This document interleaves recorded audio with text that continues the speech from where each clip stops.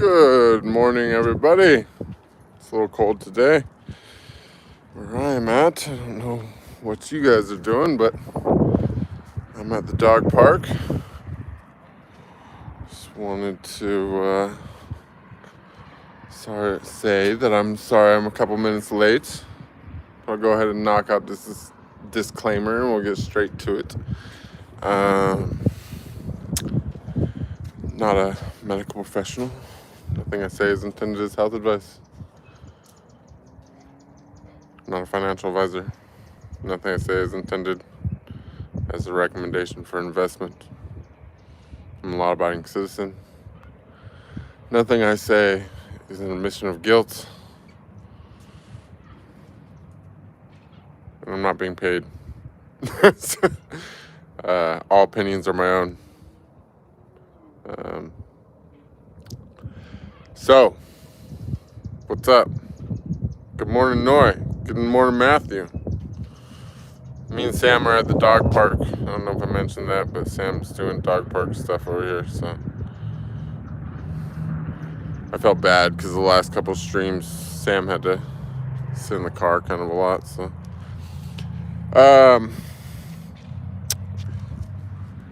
so what's going on? What do you guys want to talk about? We don't have to do the minimalism thing unless you guys really like that topic. I just need to put something in the box when I was doing the thing, but I'm cool with I'm down to talk about it if you want. I think it's pretty straightforward, but we can talk about whatever you guys want.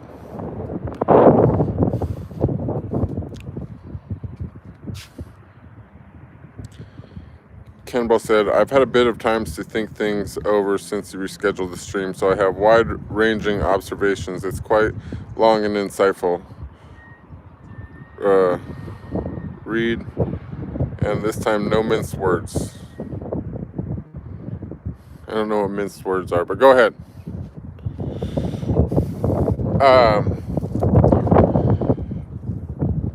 I'm into the minimalism things. As straightforward as it is, it's something we can talk about a lot, so we can get started. I'm with it. I'll let Cannonball go ahead and kick things off since they've prepared something. Yeah, the weather's getting a little bit chilly over here. Well, I changed locations. I don't know if like the weather's getting chillier or if I'm just like, I've migrated to colder pastures, but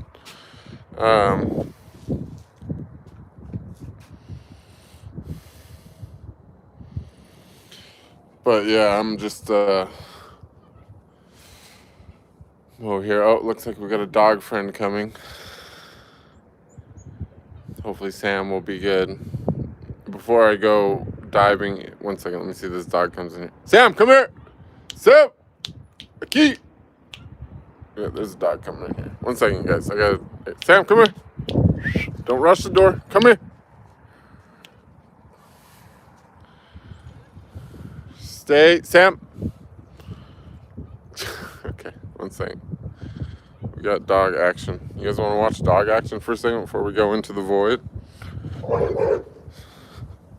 He's friendly. I don't know. He does that. I don't know why. He's just kind of... Sam, be nice. It's a puppy.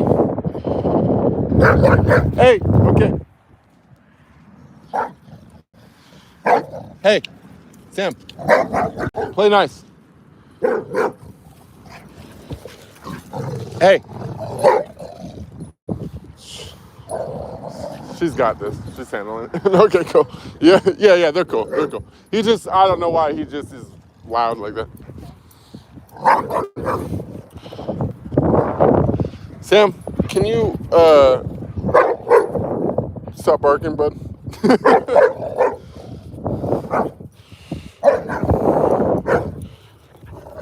She ain't scared of you, dude.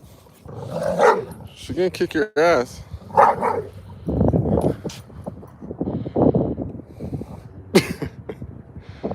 What are you gonna do, Sam? You can't. She's too fast. She has puppy power, dude.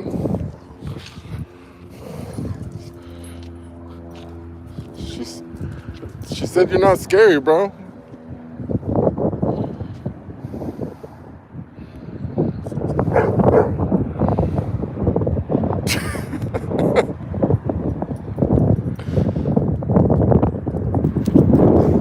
Girl, you held your ground good.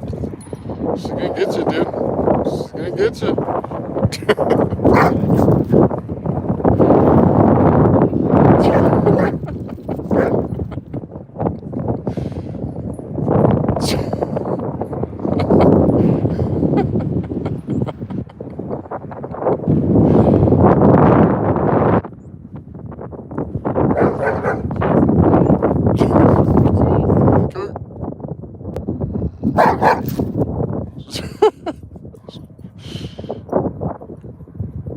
Is that all? She says she's not scared, dude. Okay. So, since the dogs are good, I'm gonna go ahead and dive into the topic.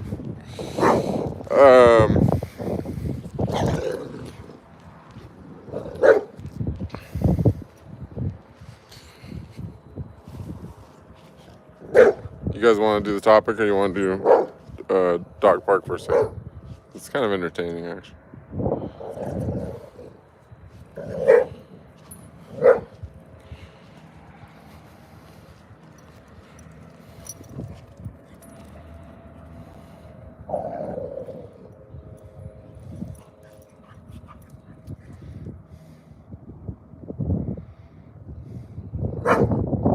The standoff. Oh, Cannonball's still going, so I'm gonna just. We're on our introduction show is the doggy introduction show.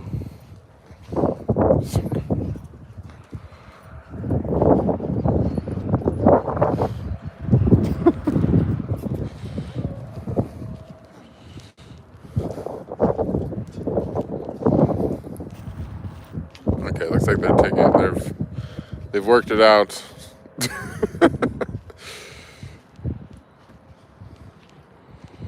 Okay.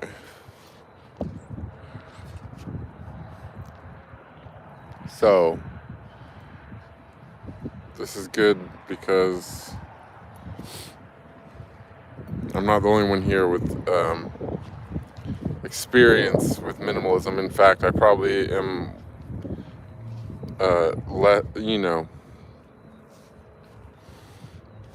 I'm trying to get back to my most minimalist state. I've had more minimalist states in the past, which I've mentioned. Maybe I'll recap that at some point.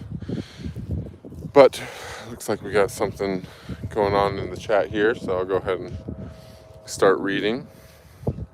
Cannonball says, okay, y'all, listen up and listen carefully. At the core, minimalism is intentional living. It's not about total rejection of comfort or being a monk.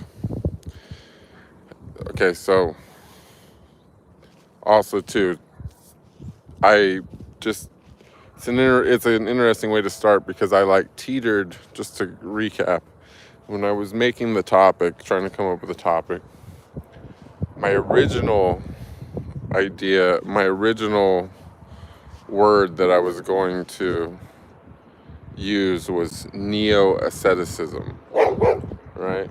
It's something I made up, right? But I checked my YouTube keywords, and extreme minimalist was already tied to my account. So I chose minimalist as the keyword, and that's what we're talking about. So this is, I just wanted to clarify that because of the way that this is starting out. Okay, so it's not about total rejection of comfort or being a monk. It's looking things in the eye. It's taking control of your life and refusing to let the world. And to recap, this is Cannonball's take on minimalism. It's looking things in the eye. It's taking control of your life and refusing to let the world push you around. But most people are drowning in distractions, clinging to whatever keeps them from staring into the void.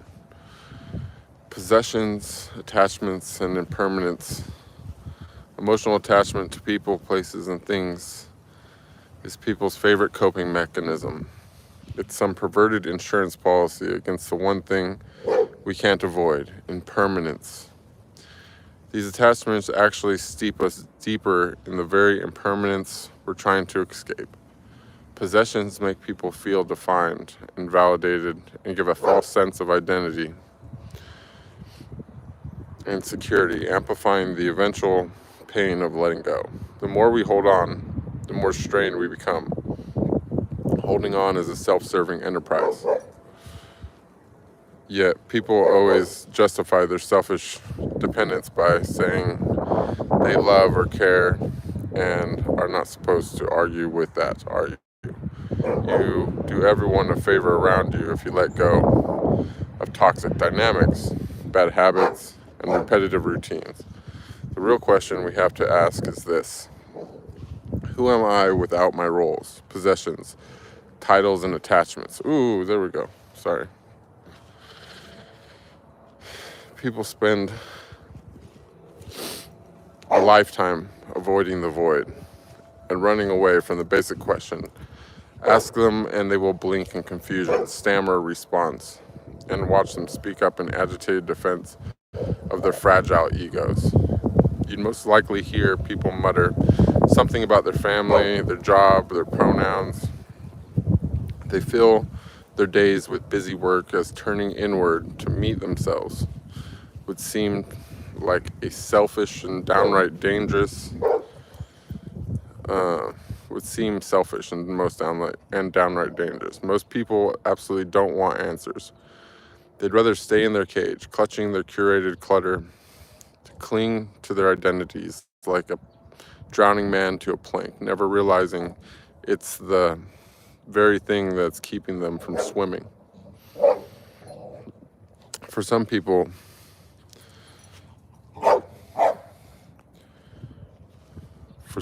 this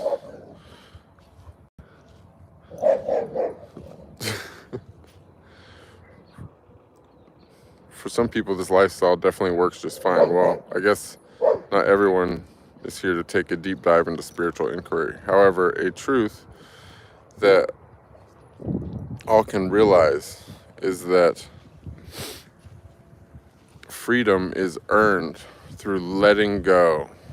Freedom is not about having it all. It is not needing anything.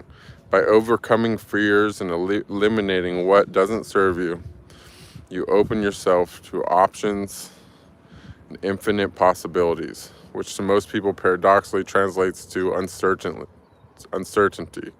a prospect that they dread more than anything. Because to be able to navigate and leverage uncertainty, you need self-knowledge, and that is something you gain only through that dreaded introspection.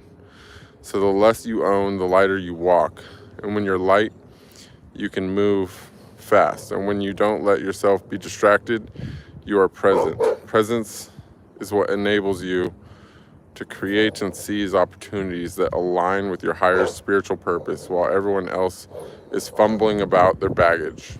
Noisy consumerism and sensory overload. The world doesn't want you to reflect or ask questions. It creates noise.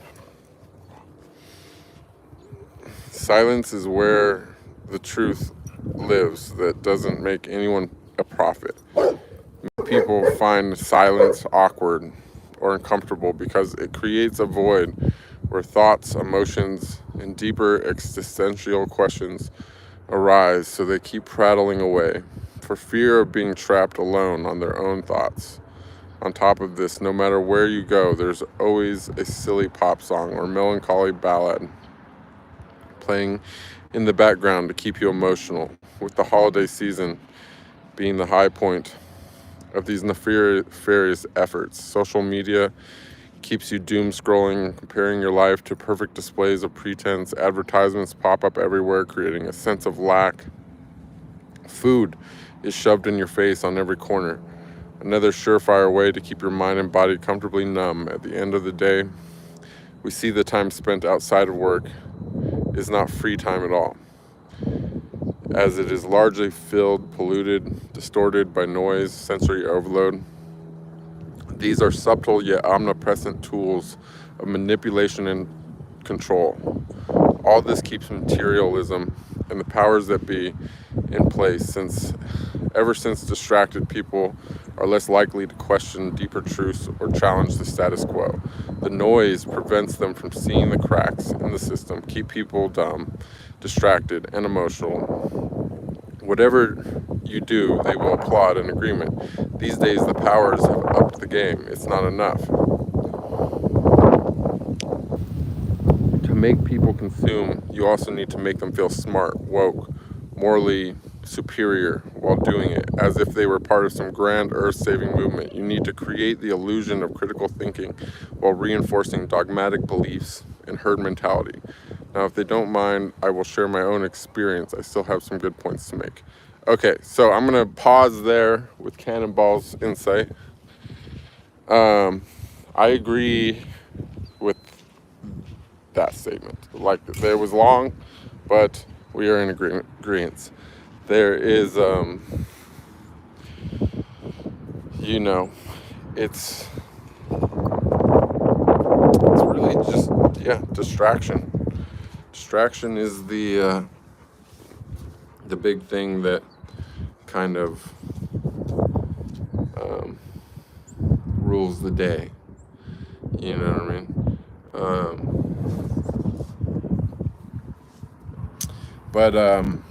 Does anyone, one second, I feel like I got to,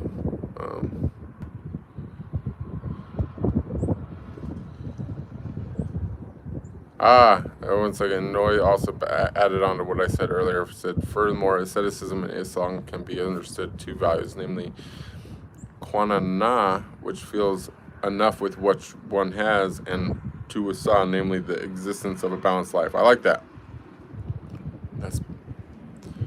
That's beautiful. This is English struggles in certain areas, and I don't think that it's in some ways I doubt that that's by not by design, but let me see. I'm risking getting like out of order here, but I want to like talk about what we just said before we go further with like our own experiences. So let's see. I'm gonna scroll to the bottom of the chat, just see what was going on. Let's see.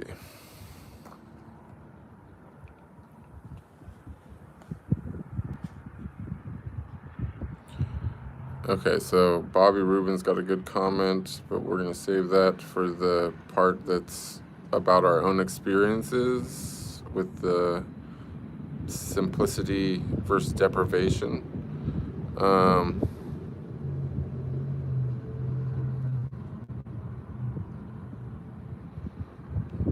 Manifestor disagrees, but we can approach that some other point.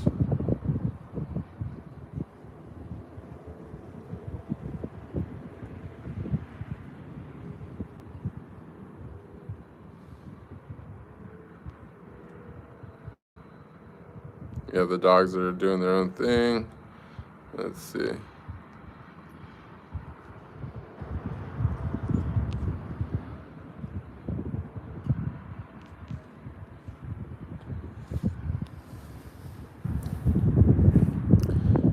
Malik, regarding your mentions of brotherhood, honestly, it's hard in my position because, because of my past and what I'm known for.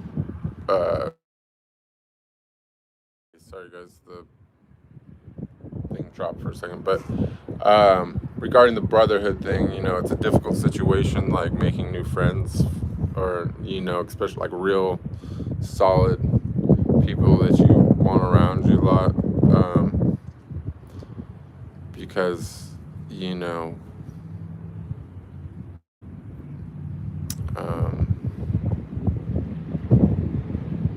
your interactions become polluted with people who are just, they have some kind of like ulterior motive, you know, because they're interested in what I did in the past, and they're interested in either girls, or even in some cases they're interested in me in ways that I'm not trying to have attention like that. And so it's hard to you know, make friends in that way, because it's literally like a 9 times out of 10 somebody's got an ulterior motive. So it's kind of a thing.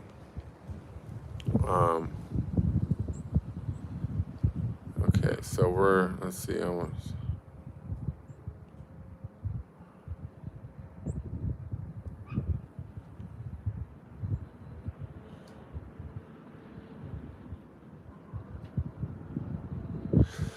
Yeah, you know, manifestor, I don't really believe in history. So see, this is the thing, is like, I don't believe our history is accurate. So I don't really care about the whole narrative of the Renaissance and all that.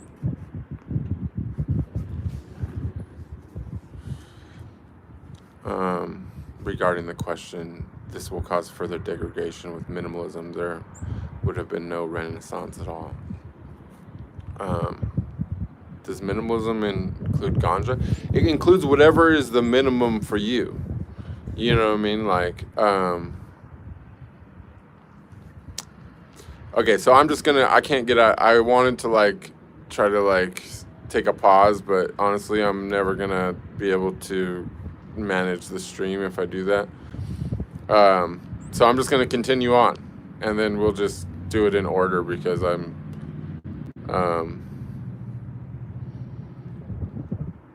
you know, I'm gonna lose track here. Okay, so let's just keep it moving. Okay, so continuing with what Cannonball says.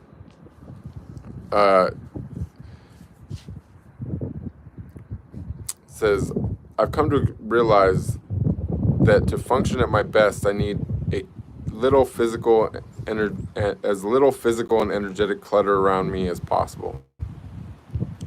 And that's how I can be my most authentic self. The fewer anchors dragging me into the past, habits, emotions, conventions, the freer I feel.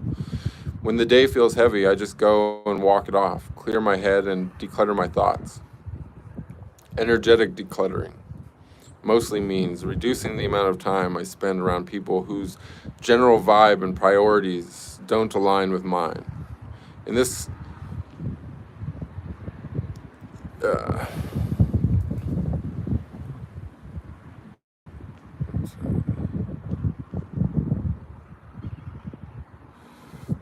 mostly means really no time. This chat keeps moving, I can't read.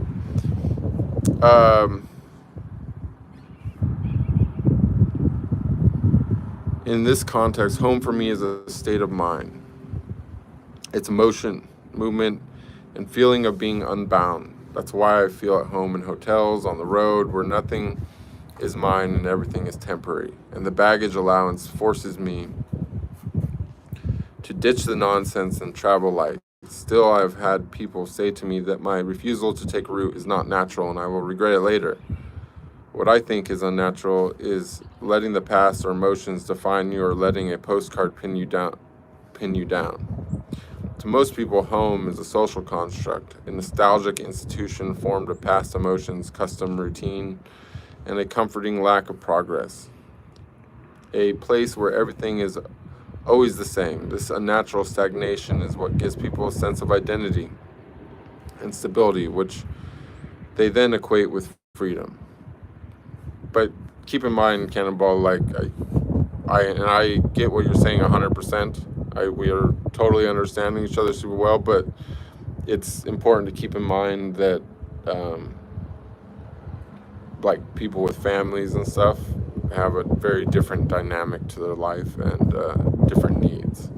Like for me, I also lived in hotels for a long time, and I also, you know, used to travel by air, but you know, I've switched to the overland thing just simply because I have the dog. You know what I mean? So having a dog is already changing everything so much. You know, imagine having kids or even a bigger family. You know. But to continue what Cannonball is saying, it said, liberation and fulfillment come not from possession, but from the openness to let life flow through you.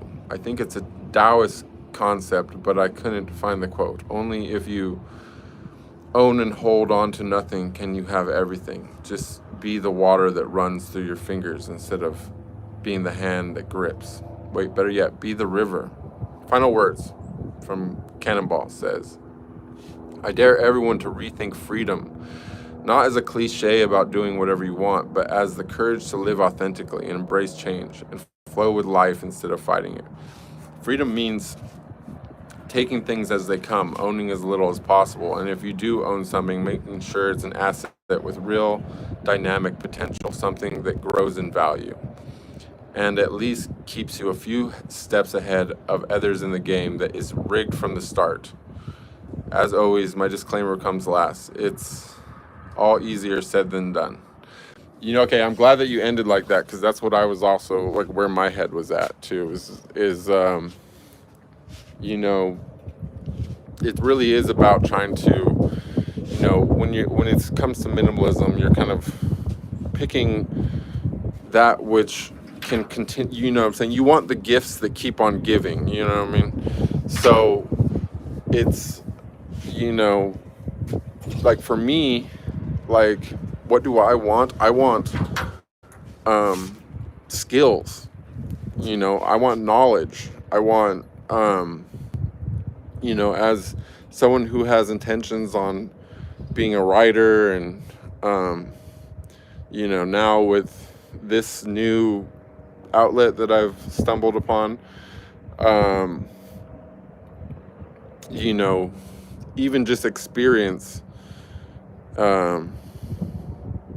has value for me.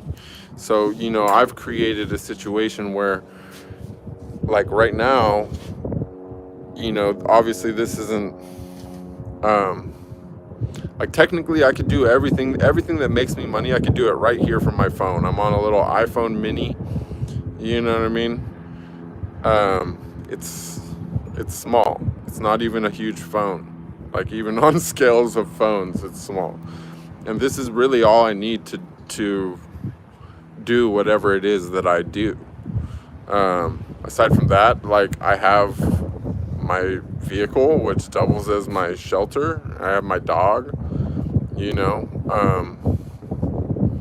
I have cameras and stuff. Like obviously they're not gaining in value because technology goes down in value fairly rapidly, but they still do what I bought them to do, and they take photos and videos. So I'm enabled for work, you know. Aside from that, I got food and a way to cook, you know, and some clothes, and that's like my whole setup. That's everything.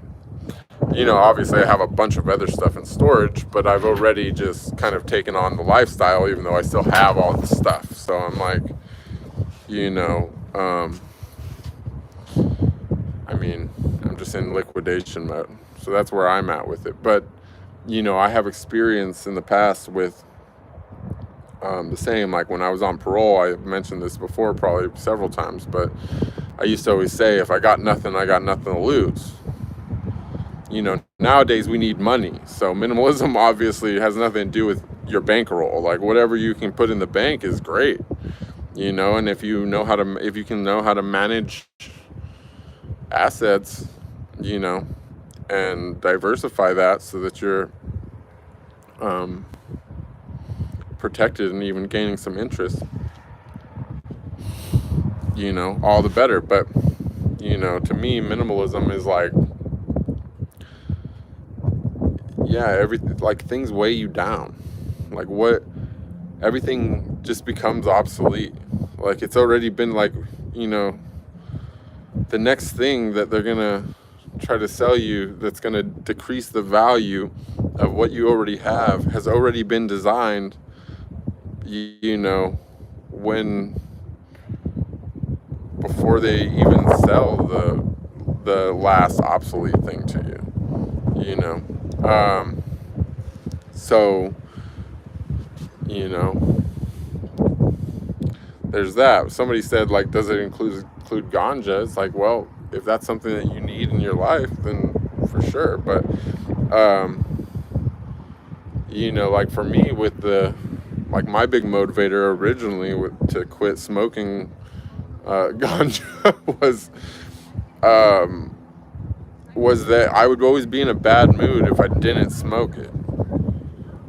And so I didn't want to be a slave to anything to where like my day requires me to have something. It's like if my day requires me to have something, it's like, have you ever heard of like the acacia tree where it's got these ants that live inside of it, and the ants protect the tree, and the tree produces food for the ants, but it has some kind of enzyme in it that if the ants ever stop eating from the tree, they die. So they're like slaves to the tree. They can never leave the tree, you know.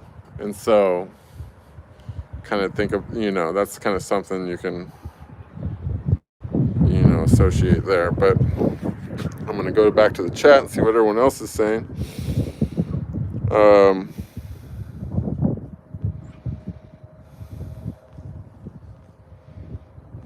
Let's see. Okay, so there's...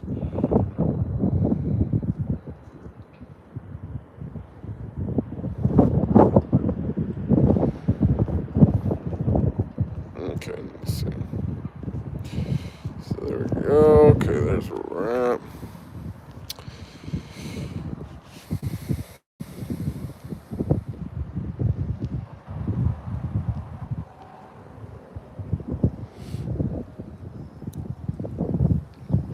Noy says, in Islam, asceticism is called zahud, while zahud in terminology, I might be saying that wrong by the way, is a matter of leaving the world for the sake of eternal hereafter and emptying the heart only for Allah. Yeah, and I mean, it's you know, literally if you give up just one thing, like just think of just, you don't realize how much, like, time really is your currency here. Now, whether or not, you know, so you're never getting back your time. So anything that takes up your time also has a huge cost, right? But at the same token, like, you also, like, you can get more time, you know what I'm saying? But that's by increasing your lifespan. And so anything that's not increasing your lifespan is also like kind of a waste of time, right? So if it's not wasting your lifespan and it's taking up your time, then it's kind of a double negative. Let's see if Noy continues, says, furthermore, as asceticism in Islam can be understood with two values, namely... Oh wait, I read that before, sorry, I guess I missed the first part last time.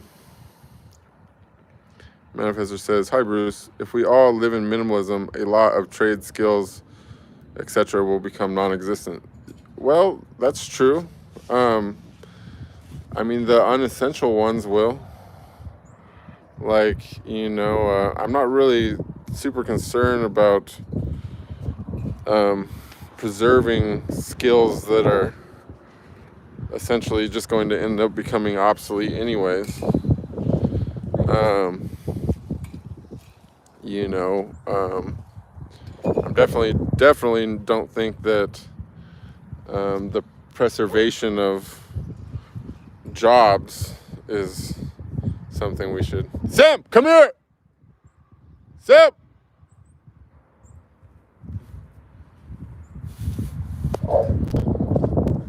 He barks a lot, but he won't bite or anything. Yeah.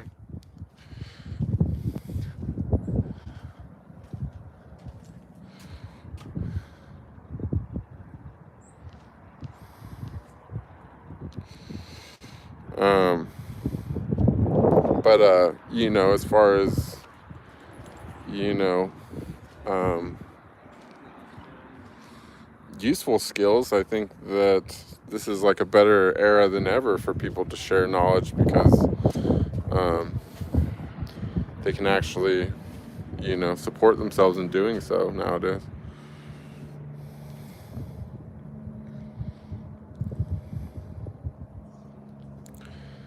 Manifestor says, personally, I am a collector of various types of items, primarily to preserve them for future generations. You're on the opposite vector. In other words, well, hey, to each their own. Honestly, if it makes you happy, then I'm happy for you. And that's really honestly what is when it comes to participating in our societal system, I think that the most important thing that you can do and the most freeing thing you can do there is to have a way to make money that you enjoy. So if it's something you enjoy, then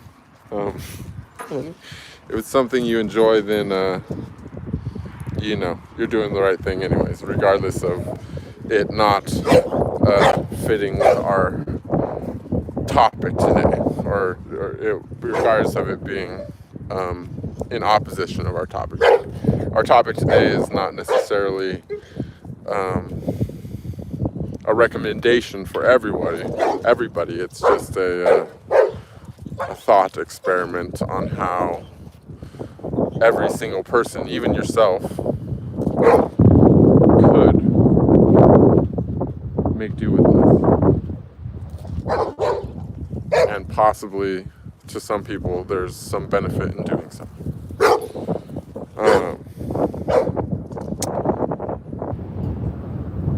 Oh yeah, and Jackie also says, without their titles and without their projections. Oh yeah, so that was a really important part of what Campbell said as well too, is that they were talking about when you strip everything away, who are you at the end of all that? And that's really what we're talking about when we go to the latter half of the title that I put for the topic today, and that's for maximum spiritual growth. Okay, so spiritually, I mean, spirituality really, in my view, completely and totally revolves around getting to know yourself, because only through getting to know yourself can you get to know God. But I don't mean yourself as in the ego, I mean your real self. And as Cannonball mentioned, most people have no fucking clue who they are.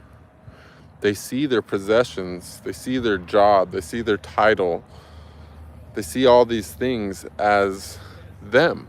You say, who are you? Like the first question most people ask you is, what do you do? What do you do?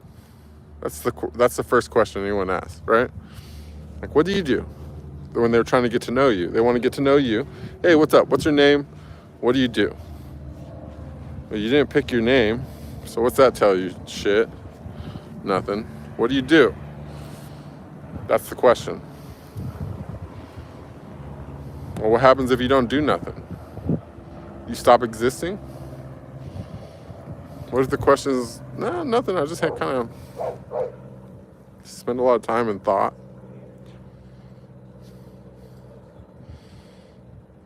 What's the question after that? What comes next? How's the conversation go from here? Hey, what's up? This is my name. I don't do nothing. Now what?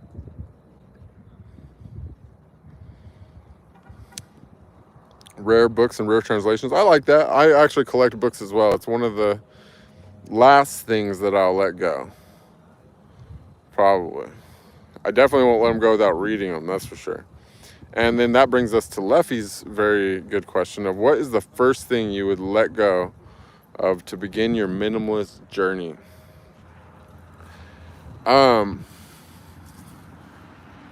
the first thing I would let go would be the thing that whatever uses the most of my time and energy. So it really just depends on each different person. Like if I was like super into fashion, the first thing I would do is get rid of my wardrobe. You know what I'm saying? You know, like if I was super into video games or something like that, the first thing I would do is get rid of my console. You know what I mean? Like, basically anything that wasn't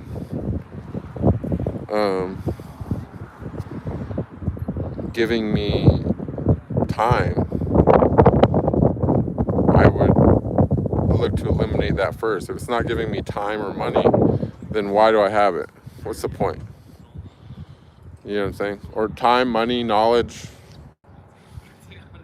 Like, what do I need that? What do I need it for then?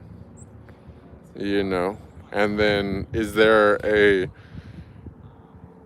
lighter version of the things that I do need? A smaller version? Is there some way for me to, you know, replace something with something else that serves multiple functions in my life? You know, things like that. It's like, you know, like a good example of is somebody gets their first apartment. Takes them a while to get furniture. And so they just kind of are sitting on the carpet in the front room. And they're like working out all the time because they got nothing else to do. They're stretching. They're having a good time. They got space. They got, you know, whatever. Then one day they get paid. They buy a bunch of furniture. They furnish their whole place. And then next thing you know, they got to go get a gym pass. You know, because they don't got space in their apartment anymore to work out in the living room. I don't know, just a stupid example. But the point being is that if you really start eliminating stuff from your life, and if you're actually aware and conscious and paying attention, like you'll notice with almost everything that you eliminate that there's space created. And then all you have to do from there is learn to value that and see the value in that and understand the value in that. You know, that space is the value. And, you know,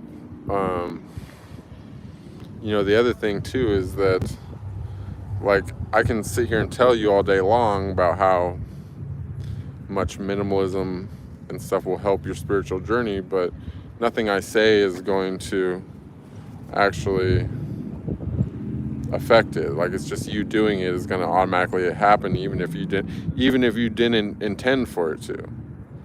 You know what I'm saying? Even if whatever if your house burned down tomorrow by accident, that'd be horrible. But if it happened, nobody was hurt, just all your possessions were gone, you would become more spiritual. Like, it would increase your spiritual progress, even though it was a horrible thing. You know what I'm saying? Like, it's not, and it was unintentional. So it's just like one of those things where, like, you will see. And the other thing about it is like, the reason why this type of thought process is not is completely, like, I mean, you could go as far as to say that it's dangerous to the system, is because if everybody adopted that type of thought process, the thing is that it's obtainable. You can decide what the minimum is, and you can every day get rid of something until you're there, you know.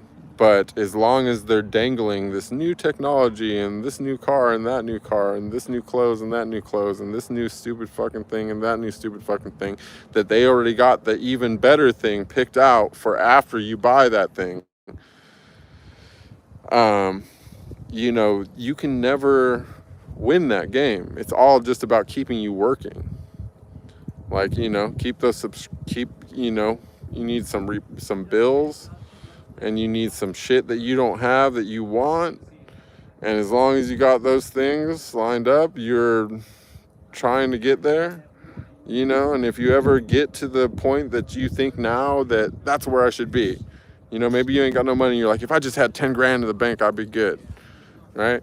Well, when you get to 10 grand in the bank, you're gonna be like, yeah, you know what, if I just get to 100 grand, I'll be good, you know. Then you're like, oh yeah, shit, you know what, I got to 100 grand, I'm gonna be a millionaire someday, I'm feeling myself, right? But you're already, by that time, you're so fucking trapped and hooked. You know what I'm saying? And so what if you get 10 million? What if you get 100 million? There's somebody else with 50 billion, and that's nothing. That's nothing on the whole scale of the thing. They'll squash you like a bug if they want to. One day that they ask you to do something, you say no, boom, you're broke. Back to the fucking peasants you go. You know what I mean? Like, you know what I mean? The slave masters are slaves too. You know what I mean? It's all just a big slavery system. But the thing with minimalism is, you know, the things that really matter, they can't take away from you. Your knowledge, they can't take away from you. Your skills, they can't take away from you. Your health, I mean, if you fall for their tricks, they can take it away from you. Or I guess in the worst case scenarios, they can try to take that away from you. But like, you know what I'm saying? And they definitely have done that. But, you know, it should be your priority, because that's your time. You know what I'm saying? Your health is your time. And, you know, and minimalism, to find the bottom, the minimum requirement for living, for you, for each individual person. We all have our own custom point. The single person's is going to be much different than the person's with 5 kids. You know what I'm saying? It's going to be different for a couple than for another person. It's going to be different for everybody. Every different single person is going to be different as well, and every different family is going to be different as well. But the point being is that identifying what that is something, it creates a goal which anybody can obtain. And the thing about it is that it will catapult you spiritually. Like, I can tell you all day long, but there's not really much that I can say besides what Cannonball just said. Like, they get it. You know what I mean? So I don't even need to repeat all that. You know, like, we're in agreement. But my point being is, I'm into simplification. You know, which is what minimalism is about. And I'm also trying to be a minimalist in whatever I'm trying to share with everybody online as well, because, you know, I'm not just trying to stretch out the time on here. I'm trying to get to the point. And so the point is that finding that bottom, which, like, I'm not even there yet myself. But I'm like, you know, I have mimicked it by putting everything that I own in storage and living without anything that I don't need. I have all kinds of shit. I got fucking, you know, I could furnish a 5-bedroom house right now, but, you know what I'm saying, I've put it all in a place where it's beyond me, you know. And that's kind of like, if you got hella money and whatever, you can be a minimalist with hella money, and it's the best kind of minimalist to be, honestly. You know, go take all your money and put it into some passive investments and get some kind of, you know, passive income rolling in, and live underneath that amount that you're making. And you're gaining doing nothing at that point. You know, like, trust me, it's better to be making $2,000 a month doing nothing than it is to make $10,000 a month working 40 hours a week, or even 20,000 for that matter. Because if you can if you're making $2,000 a month doing nothing, you can get your cost of living down to $1,000 a month. That extra $1,000 a month that you're making can be invested, and over time, the compound interest on that's going to be enough to fucking retire you anyways. So you will literally retire without doing anything. Your whole life will be set. You know what I mean? But it's just they don't teach this stuff in school. They don't teach it, like, they, in fact, you know, a very small portion of the society even teach their kids. Oh, hello. What's up, friend? Hi. How are you doing? Sorry, guys. Doggy intermission. No, this guy's taking a deuce. Sam's being good now. He had to get it out of his system with the barking thing. He's more in check when there's like a bunch of big dogs. He's like, okay, somebody might kick my ass. I gotta be cool. I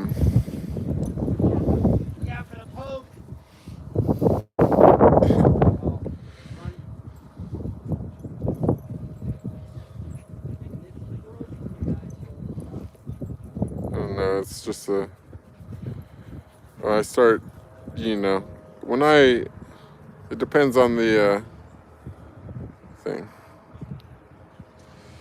See, dogs, Manifest says, long rant, blah, blah, that God is about creation and minimalism is opposing creation.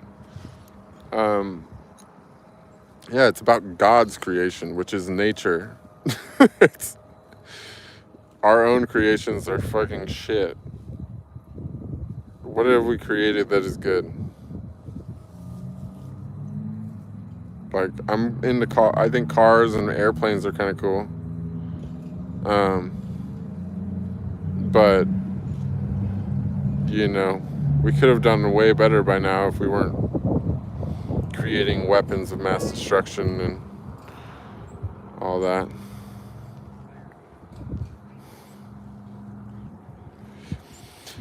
Bobby Rubin says, when does simplicity become deprivation? Like, what would you consider too aesthetic? Well, it would be when you hit the point of, the thing is like, it really just depends what your goal is. If your goal is, can have as much flexibility as possible so that you can have as much access to opportunity as possible, then that's a totally different situation than someone that's just literally seeking enlightenment or something. Because with enlightenment, or with the spiritual path, there's no such thing as too much, because at the point, because as you grow spiritually, what happens is you end up being like things that you previously could not do, now you can do with a smile. You know what I'm saying? Like in the past, I could have had 100 times more than what I have right now, and I would be in panic. I'd be freaking out, and part of the reason would be because I would have had bills to pay. You know what I mean? Now it's like things just don't worry me. They don't panic me, and part of the reason is because I already got my back against the wall. But the other part of the reason is because literally, like, these spiritual process changes your body's chemistry, to where you can literally, like, meditation only feels like a chore to people who can't meditate. You know what I'm saying? Like, if you can meditate, you'll want to meditate all the time, because it can be any experience you want it to be. You don't have to do anything. You don't need a setting. You don't need nothing. You maybe like some peace and quiet goes a long way, but if you're advanced enough, you can create peace and quiet around you no matter how noisy it is. But the thing is that the thing that unlocks all that is suffering. It's an extreme adaptation that your body makes to suffering. You're suffering for a long, you're suffering, and you're suffering deeply. That's when stuff usually happens, because your body doesn't want to be suffering anymore, and suddenly your brain's like, oh yeah, I forgot. If we just like make this little adjustment, drop these chemicals, and oh yeah, there's God as well. Like, hey, look at this. My life is pretty good, But you just got to get the chemicals flowing that connect you with the source. And the key to that is one of the keys to that is suffering. You know what I'm saying? But you also need to be healthy, super healthy. Well, fasting is like the most healing thing that there is. So when we talk about minimalism, fasting is a big part of that. It means eating as little as possible, and it is well, because you know, again, like society and everything is hitting you from so many different directions. You know, and one of those things is to keep you full and keep you whatever, but you gotta, you know, like, how much is too much? Like the too much is when you can't take it anymore. You know what I mean? You keep, if your spirituality is your goal, you know, like how low can you go? You should try to go, you know what I'm saying? And when you're there and you find that spot, get comfortable. And then decide what you want to do from there. You know what I'm saying? Take time, like make decisions. When you add something to your life, like let it be a big decision. You know what I'm saying? Don't just like casually just be like, okay, oh yeah, I'll go grab this and go grab that. Like, don't think about it like that. You're like, oh, I got money, it's whatever. I can spend it. You know what I'm saying? The thing is remember that you're working for that. You're doing something for that. Whether you're working hard or working little, you know what I'm saying? Figure out how much you're working for it. You know what I'm saying? If it's not passive, then you're literally trading your life for whatever you're possessing.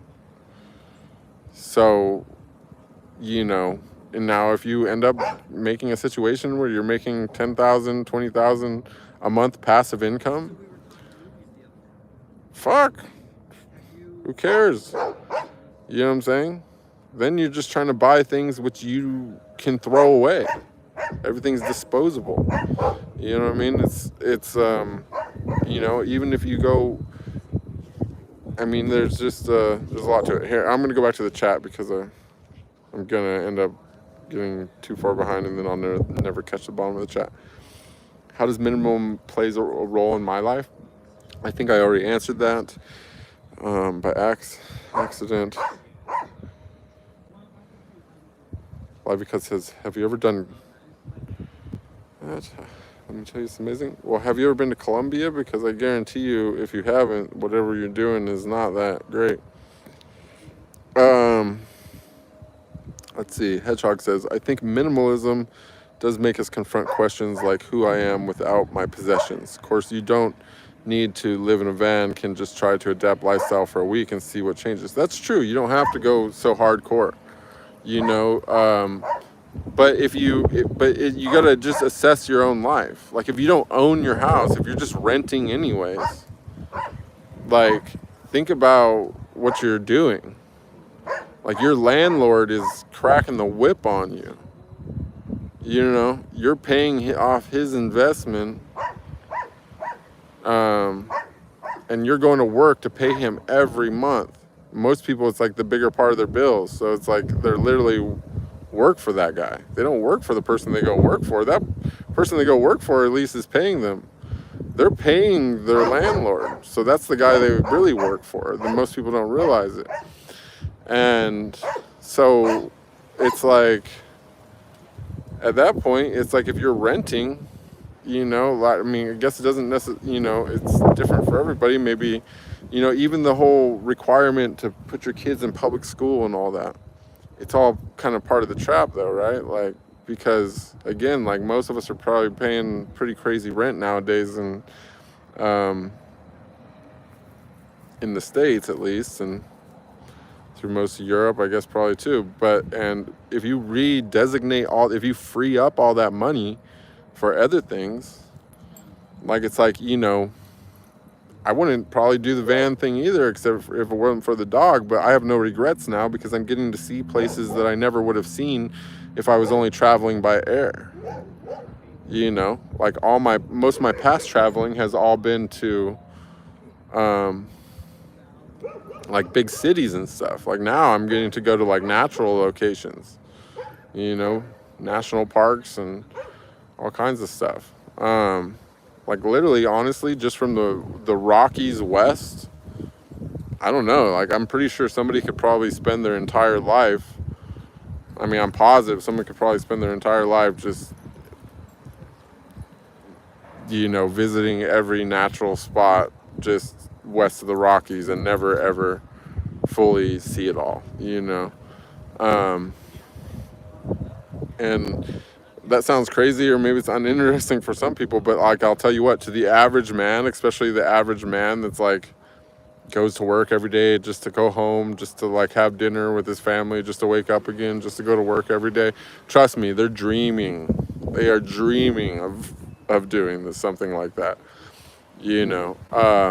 And so if you are single, and maybe even if you're like young and whatever, just trust me, it's like it's you know, go have some experiences. It's not more, the fallacy is that it's more expensive to travel, is that it's expensive to travel. Hello, my friend. Sorry, I got a dog friend. What's up, dog friend? The but it's a fallacy that it's expensive to travel. If you're a minimalist, it's not only affordable to travel, but it's more affordable than it is to fucking sit and pay rent. Not only that, but think about this. Let's say you are a person that likes to work, or you like your job, or you like your field, or you have a skill that's useful that you enjoy doing, right? Some kind of something you can offer the world. Do you know, like, what are the odds of you really being, no matter what your job is? I mean, maybe some people got some amazing positions, but for most people, what is the chance that you have the best job in the world that you could possibly have right now? Or of anyone that would hire you? What's the chance? You know, the chance is unlikely, right? And so, you know, minimalism also equates flexibility. You know what I'm saying? Like, to be flexible opens possibilities. You know what I mean? Like, you know, we live in an internet age where we're connected to the entire world. We're connected to the whole, we got flights everywhere. We got communication. We got 12, 20 different popular social networks. We got whatever. You know what I'm saying? Like, to be flexible it's a superpower in itself. Any opportunity that you have, whatever. Like, what if I wasn't on my spiritual purification process right now? Like, I could do what I'm normally popular for. I could literally cut my hair right now, shave my beard, pluck my eyebrows, and boom, I'm working in LA, Florida, Vegas, Budapest, London, Spain, you know, like I have in the past. I've been to all those places working and making money. I didn't travel like I've been to 20 countries for like long periods of time. Like not even talking about, I'm not even counting the 1 dayers, or 2 dayers, but 20 countries like I have experience with. And most of those I worked in. You know, I made money. I've never been to Asia. The reason why I've never been to Asia is because the business that I used to be in was illegal there. But got to go all through Europe and to a whole bunch of different states in this here, and make money doing something I loved. And that was due to minimalism. You know, I didn't have the dog, but I'm just adapting. You know what I'm saying? Me being able to do it with a dog is like kind of like the proof that you can also do it with a kid. Kid's easier than a dog. You know, the other thing is I'm also proving that you can do it without a lot of money. Okay, yeah, I did it. It was easy for me to say, okay, I'm doing it. I'm living in hotels before or whatever, when I'm, you know, making some moral, compromises for a bunch of money, you know, and I'm doing all that. Most people are not willing to do that, so they're kind of can just count you out and say, hey, okay, well, that doesn't work for me because I'm not trying to do what you do. Well, guess what? Now I'm not doing shit. You know, like, okay, I'm still making a little something from my residuals on that, but it ain't nothing to write home about.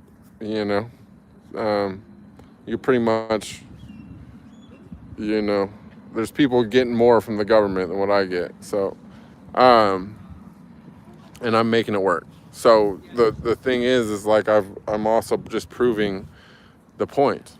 You know what I'm saying? Like my spiritual growth is largely contributed to the fact that I've made space for spiritual growth in my life. You know, it's not like, you know, like, okay, it initiated by accident, but I got the memo. You know what I'm saying? Like, I'm not complete. I'm not any kind of master or anything like that, but you guys are listening to me because I got the playbook. But the playbook is the playbook that I'm following. Like, I'm doing the playbook right now. I've not finished the book. I've not played the book. But that's the cool thing is that when you initiate like this, you know, you raise the Kundalini, you connect with your higher self, and it's not like you just are there, but they guide you. You're guided, you know, and you don't need to read and study and figure stuff out and learn. You just kind of go. And the thing is, the moral of the story of what I'm trying to tell you guys through all these streams is that, you know, all these techniques and whatever, it's the slow way. The fast way is to just get to the center, to just cut everything else out of your life. Anything that you can remove it, and it gets you closer. And if you go as far as extreme minimalism, not just in your physical possessions, but in everything else, work as little as possible. You know, addictions, have as little addictions as possible. Eat food, eat as little as possible. You know, have as much time between meals as you possibly can. This is all part of minimalism. You know what I'm saying? Like, don't have as few attachments as possible. It's not just possessions, but like attachments to people. You know what I mean? Like, if it's not a friend for life, what are we talking about? You know what I'm saying? Who's got time for that? You know what I mean? If your relationship or whatever that you're having isn't like, you know, if you know that there's an expiration date, then why is that not yesterday? You know what I'm saying? So Sam, be nice.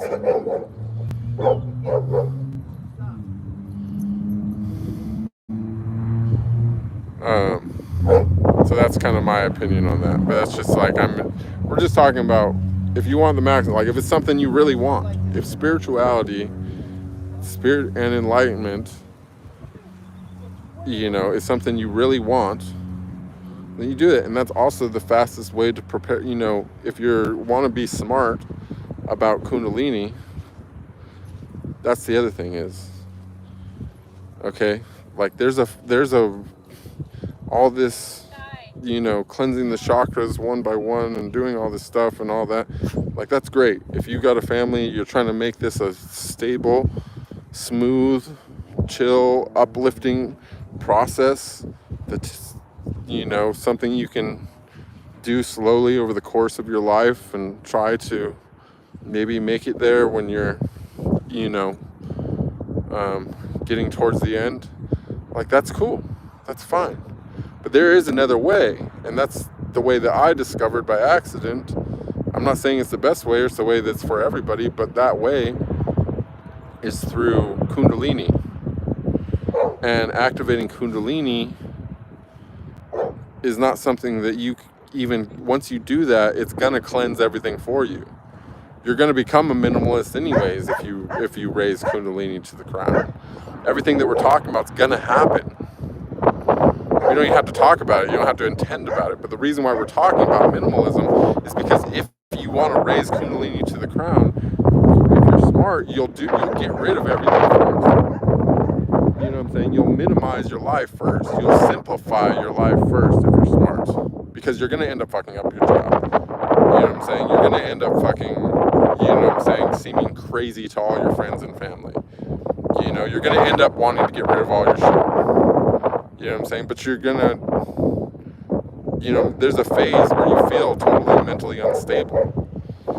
And it takes a while to stabilize that. And it's important for you to know that that phase is coming. You know what I'm saying? And the point of us talking about this is really just about preparing you to raise Kundalini and initiate your process, if that's the path that you so choose. You know, but that means physical cleansing. You know what I'm saying? Like, you need to cleanse your body. That's what, when we're talking about fasting and giving up addictions, like minimalists. But you know, you also need to minimize your responsibilities because, you know what I mean, you don't want to have a ton of bills going into something that you might end up losing your job over because you're, you know what I'm saying? You don't want to have, you know, your family relying on you when you're, you know, fucking walking in the astral realm and speaking to angels and stuff. Like, it's just not going to go well. You know what I'm saying? Like, nobody's going to understand it. Like, you're going to meet, maybe, if you do to go that route and manage to do all that, you're going to literally meet like a handful of people in your entire life that have done it as well and really know what you're talking about, what you're going through. You know what I'm saying? Now, it's super interesting for other people, but it's not for everybody. You know what I mean? But for the people that it is for, you prepare for that. And minimalism is the way you prepare for that. But more so is that minimalism, in its own sense, is a spiritual act as well. But more so is that if you initiate spiritually, this is all what's going to happen anyways. So you're just going to make your process faster, smoother, and easier by setting yourself up for it ahead of time. And that's my whole interest in minimalism regarding other people, is because I already know what conclusion you will end up coming to if you fully initiate. And so I'm trying to tell you that that's really the important part, is like just setting yourself up for success, and so that you don't make the same mistakes that I made, and that you end up doing what I'm doing. Like, I would like to be in like Thailand right now, or India, or even just, you know, Sedona or wherever else, traveling around. I would like to be in a constant motion thing, but I'm like busy still liquidating my stuff. You know, I could just give it all away, just say fuck it right off. You know, everything that I built up with everything else that I already wrote off in my life, like, that's a possibility. But you know what I'm saying, is like, if I would have known what was coming, though, I would have never moved any of this shit to begin with. It was done, you know, it would have all just got sold from the house that it was in 3 locations ago. You know what I'm saying? But I didn't know what was coming. So I'm just trying to tell you guys what is coming if you so choose to continue down that path. You know. So Matthew says, have you ever encountered challenges because of your minimalist lifestyle or van life? Did minimalism or neo-citizen ever put you at a disadvantage? Well, it's no, because I have clearly defined goals right now. And the things which it would put me at a disadvantage with is things that I'm not really pursuing. You know what I'm saying? Like, the only disadvantage is like really socially, honestly. Sam! Hey! Come here! Sam! A key!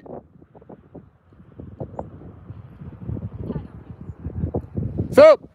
A key! It's my boy. Here it comes. It's my boy. What's up, dude? Hey! Oh, she's coming. Sammy's got her must have a little girlfriend. She just don't know how to act. Anyways, thank you for the donation, Noi. But you know, for people who are, the thing is that part of minimalism and spirituality, you know, like celibacy and even semen retention for the fellas out there is a part of the minimalism. Do you know what I'm saying? So, you know, the main disadvantage that it puts you at is like, you know, getting like, you know, social ones. You know what I'm saying? Like, you look a little scrubby sometimes. You know, I mean, I guess if you weren't traveling with a dog, it's probably a lot easier to like maintain your situation. But with the dog, you know, you end up making compromises when you're living in a small space with a little furry creature that likes to put his paws on everything.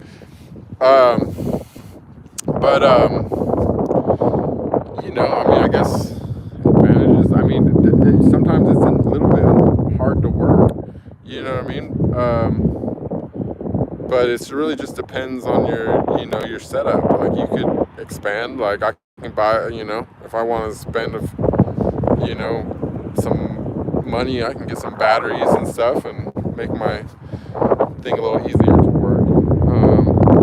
You know, you could, if you're in a couple, it's totally different as well. You know, you can have a bigger vehicle, you have somebody driving in the back doing stuff. Like, it changes the total dynamic. It's going to be different for everybody. But, you know, and then again, you're also, you know, if you're not ready to give up physical interaction with people, you know, you're again excused from that if you are a couple or something doing a lifestyle. You know what I mean? It's going to be, but I'm trying to think of disadvantages. I mean, not really, to be honest. You know, like for me, the thing is like I have a different situation also, is that I still have all my stuff. You know, I've been selling as much as possible, but it's like, you know, for the most part, like I still have a tremendous amount of physical items. So it's like anytime that I actually just need something, I still just can go get it. And that's also an option too. You can do it like that. I mean, the storage thing's not that insanely expensive, but it's just that, you know, for me, like I feel something, some kind of way drained by that, the existence of that stuff in my possession beyond what the bill is to possess it. You know what I'm saying? Like I feel the anchor and I don't like it. So that's just another thing, is like I'm maybe not even just as advice to anybody for doing anything, but it's just like, it's just saying that if you do go the spiritual path, like listen to Cannonball, what they just said, and listen to what I'm saying. And it seems like we're fairly different people, but at the same token, we've come to the same exact conclusion about this. And you have to ask yourself why. You know what I'm saying? And like, why do all these spiritual people end up coming to these same concepts of light and love and this and that and the shadow self and the ego and it's because we all end up having we have similar experiences which taught us this. You know what I'm saying? And it's like your experience will end up teaching you this too. It'll do it probably in a different way. It's custom for everybody, right? But the conclusion that you will come up with will end up being the same if it happens for you. You know what I'm saying? Because it's just what happens. You know what I mean? I don't believe the Renaissance happens. I don't believe anything happened in the time frame that they're saying that it happened. Now it may have happened. I believe stuff happened, but I just don't think that we have the story. I think that they just changed all the dates of everything, or somewhere along the way we got bamboozled. But I don't think that we invented all this technology and shit just in the last 100 years. I think that that's really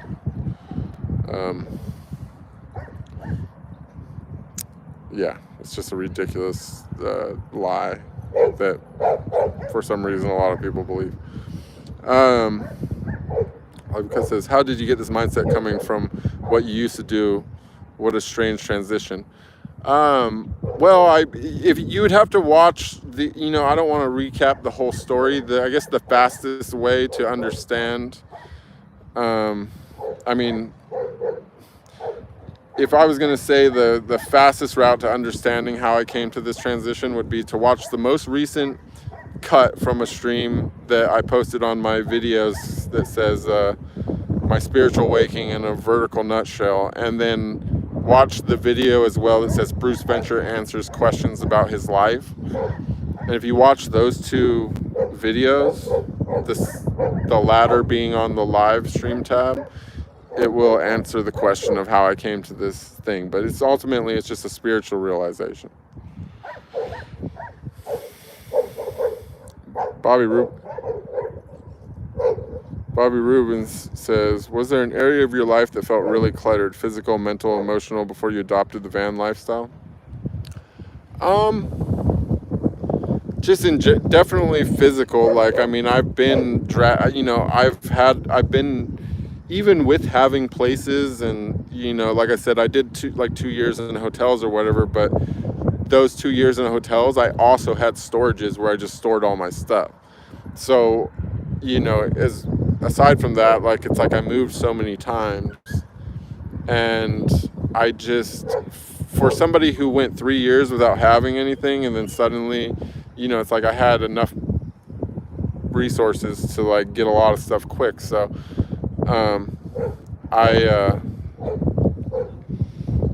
it's just like, yeah, the physical stuff, like I've moved it so many times, moving in and out of storage from place to place to place to place.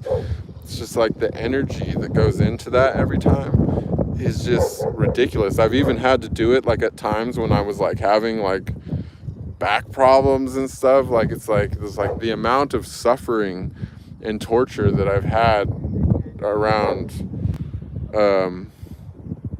physical possessions is just like none of it was worth it. And it's just like, as Cannonball said, like, it's like I have a nostalgia when I go to my home hotel place. Like, none of the stuff is mine, but it's like all the hotels are like furnished the same pretty much. It's like, you know your way around, you get there, like it's, someone else cleans it, you don't gotta worry about nothing. And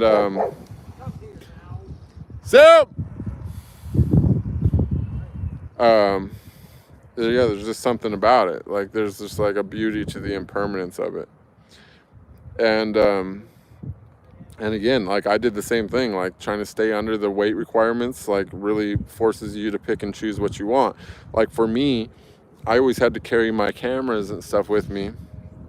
So, batteries, for example, are super heavy. So it's like, it just didn't really leave much. Like, after I got robbed in Ibiza, I rebought my whole life in like travel size stuff, and that made everything like way different. But now it's like the technology's grown even more, like, and I used to always I always wanted to be a writer, because I liked the idea that all you need to do your job is literally a pencil and some paper. Like, you could literally, as my famous words that I used to always say when it was much farther from reality was, I could literally go and sit under a bridge and make myself rich, because I can just literally sit there and tell my life story with a pencil and paper, and there's like, I can't imagine if the situation ever comes so bad that I can't hustle up a pencil and paper, then fuck, you know what I'm saying? Like, everybody's fucked anyways, right? So, now I've kind of like, all this technology didn't exist really at the time, like, especially the streaming revolution has been like fairly recent with the whole mobile streaming thing. It's like, I've kind of like somehow like, it's interesting. Like, it's like I reached the goal without even having to do it. So it's like I can still do it, like, but now it's just a backup. You know what I'm saying? Because I developed the skill, and that's also, again, what we were saying earlier. It's like the things, like special, like invest in the things that can't be taken from you. You know, invest in your education, but not like education like to go get a certificate so that you could go get a job for somebody. Like, invest in education of things that you will actually use. Invest in education that makes you more secure as a person. You know what I'm saying? Like, you know, maybe you don't have any intention of, you know, like things like, for example, like survival. Okay, hopefully you'll never have to use those skills. But, you know, if you're set on living in a certain area for your whole life, like, shouldn't you at least know what kind of plants and stuff in your area are edible? How many of you know that? You know what I'm saying? Like, how many of you could survive in a major, you know, situation where there's no way to purchase food at all? You know, like, just things like that make you more secure. But do you know what I'm saying? Like, also having like a plethora of whatever, like here's like an example, or even just a strong social circle. Like, this isn't, you know, in like, you know, I spend most of my time in solitude, but the reality is that somebody in this chat right now, there's only 16 people here at this moment, but somebody would give me probably give me a couch to sleep on right now at the very least of this 16 people. Do you know what I'm saying? And they're spread across the whole world. Like, there's possibly, I have places in multiple different countries just with 16 people in this chat that I could stay. You know what I'm saying? This isn't a brag, but this is just like as an idea of like things that are intangible. You can't see it, but it's a value, something that can't be taken away, and which doesn't require me to carry anything with me. You know what I'm saying? Like, okay, I have my phone, like, to keep this connection going, but even if I lost my phone tomorrow and you guys didn't hear from me for 3 months, and suddenly I just showed up and I was walking down the street and I was whatever, maybe had amnesia or whatever, something like that, and you seen me, you'd be like, Bruce, and be like, who's Bruce? And you'd be like, no, you're Bruce. Like, come in, let me help you. Do you know what I'm saying? Like, that's something that I don't even have to remember that I have it. You know what I'm saying? Like, I can have amnesia and I still got it. I have to get a little lucky that somebody sees me and recognizes me, but nonetheless, it's there, it exists. So my odds, you know, something I learned from the casino, it's like a place that taught me the most things about karma in some way, is better than it would be if I didn't have that. Like, my odds of survival are increased. It's a value, and it's a minimalist value. It's something that it takes up no space. You know what I mean? And that's something I'm investing in right now. Right now. I just put 88 minutes in on this investment. You know what I'm saying? And even if my phone breaks right now, I stop streaming tomorrow, my investment's still good. On the monetary side and the other side, because YouTube's going to keep doing its thing. Everything's on auto pay. You know, I don't gotta do nothing to accept and get paid. And it's all these people, whoever has a positive feeling about me because of these streams, still will hopefully have a positive feeling. I'm sure maybe a couple people might be butthurt if I stop streaming tomorrow, but nonetheless, they most likely will get over it. And if they don't, then it wasn't, you know, a real connection to begin with anyways, if that makes sense. Manifest says, okay, you people live in minimalism, and people like me will take the responsibility in preserving history, etc. for future generations. Legacy is a thing, you know. Manifestor says, I purchased a premium burial spot for my family overlooking Mount Diablo. Some will have their ashes scattered. I will be buried with Mount Ararat and a cross engraved on my tombstone. I actually have I actually have a friend that we scattered their ashes on Mount Diablo. One of my very best friends.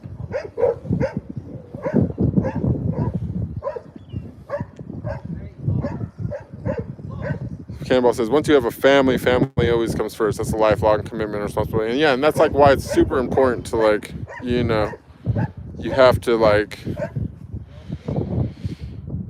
you know, this is why like monks and things like that, ascetics, it's like the family is not a thing there. You know what I mean? Because it you can't, you know, suddenly it's a complicated situation. Now I got 20% battery, guys, so I'm gonna try to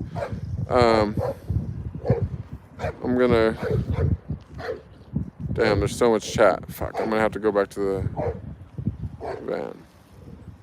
Okay.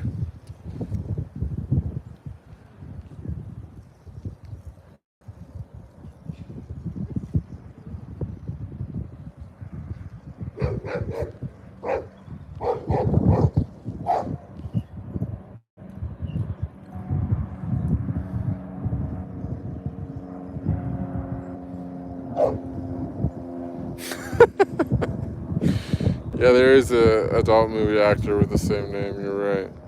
What are the odds?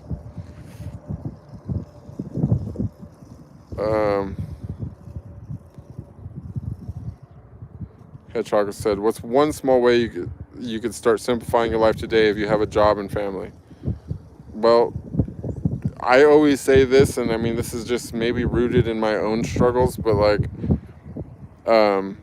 you know, any addiction is an addiction, and it takes time, it takes energy, and almost everybody's brain has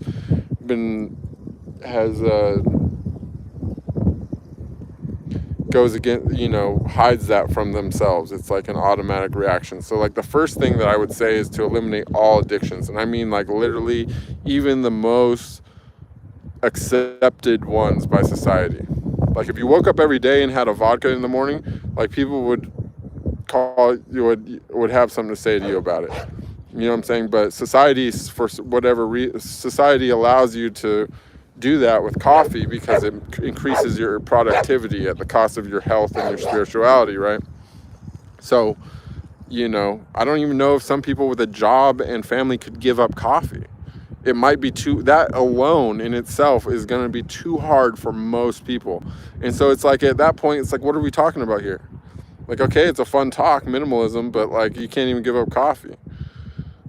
You know what I'm saying? Smoking, if you smoke, drinking, if you drink, sugar, refined sugar.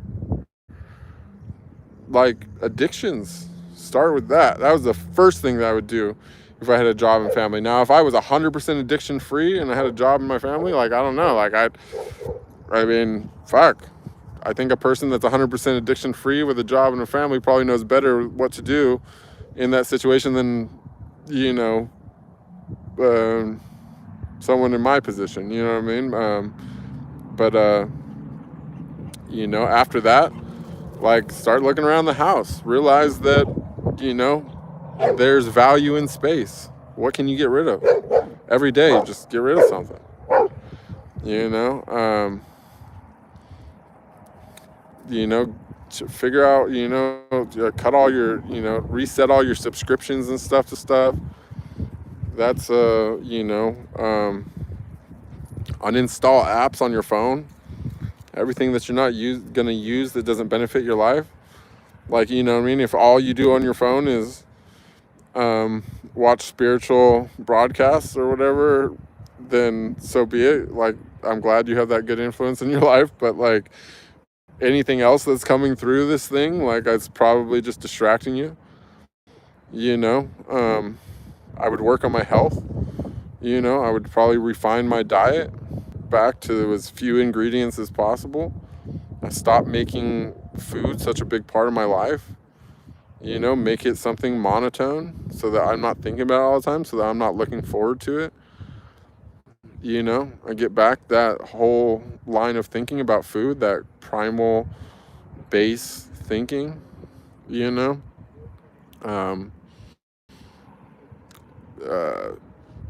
You know, some people watch sports and have weird habits like that, you can minimize those, refine those, drop that from your life. It's not important. It's just bread and circus to keep you distracted. You know, there's so many things. You could also refine it for your family. Let's say you got kids. You know what I'm saying? Stop letting your kids watch television. I get it. They drive you fucking crazy. You want to distract them. Anything you can do to get them fucking distracted. I'm not saying to you specifically, but to the people that do have kids and do this, I am saying this too. It's just something I've observed that people do, but they let their kids watch TV. Why are you letting your kids watch TV? Like, if it's not teaching them another language or something, like, what use is that good doing that?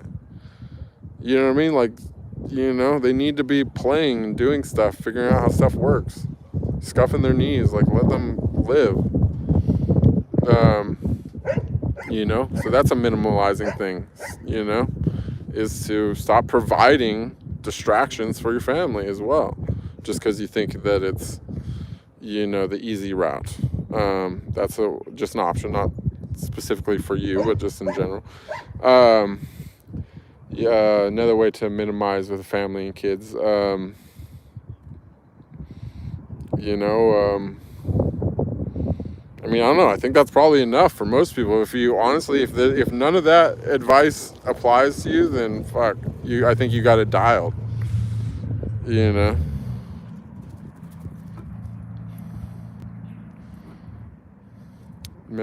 says, no, when Da Vinci was creating, that's not useless synopsis skills. Like I said, universe and God are about creation. But who's doing stuff like that today? And when did that actually get done? Like, why do you believe the narrative? You know what I'm saying? Why do you believe the narrative if still nobody can recreate stuff on that level?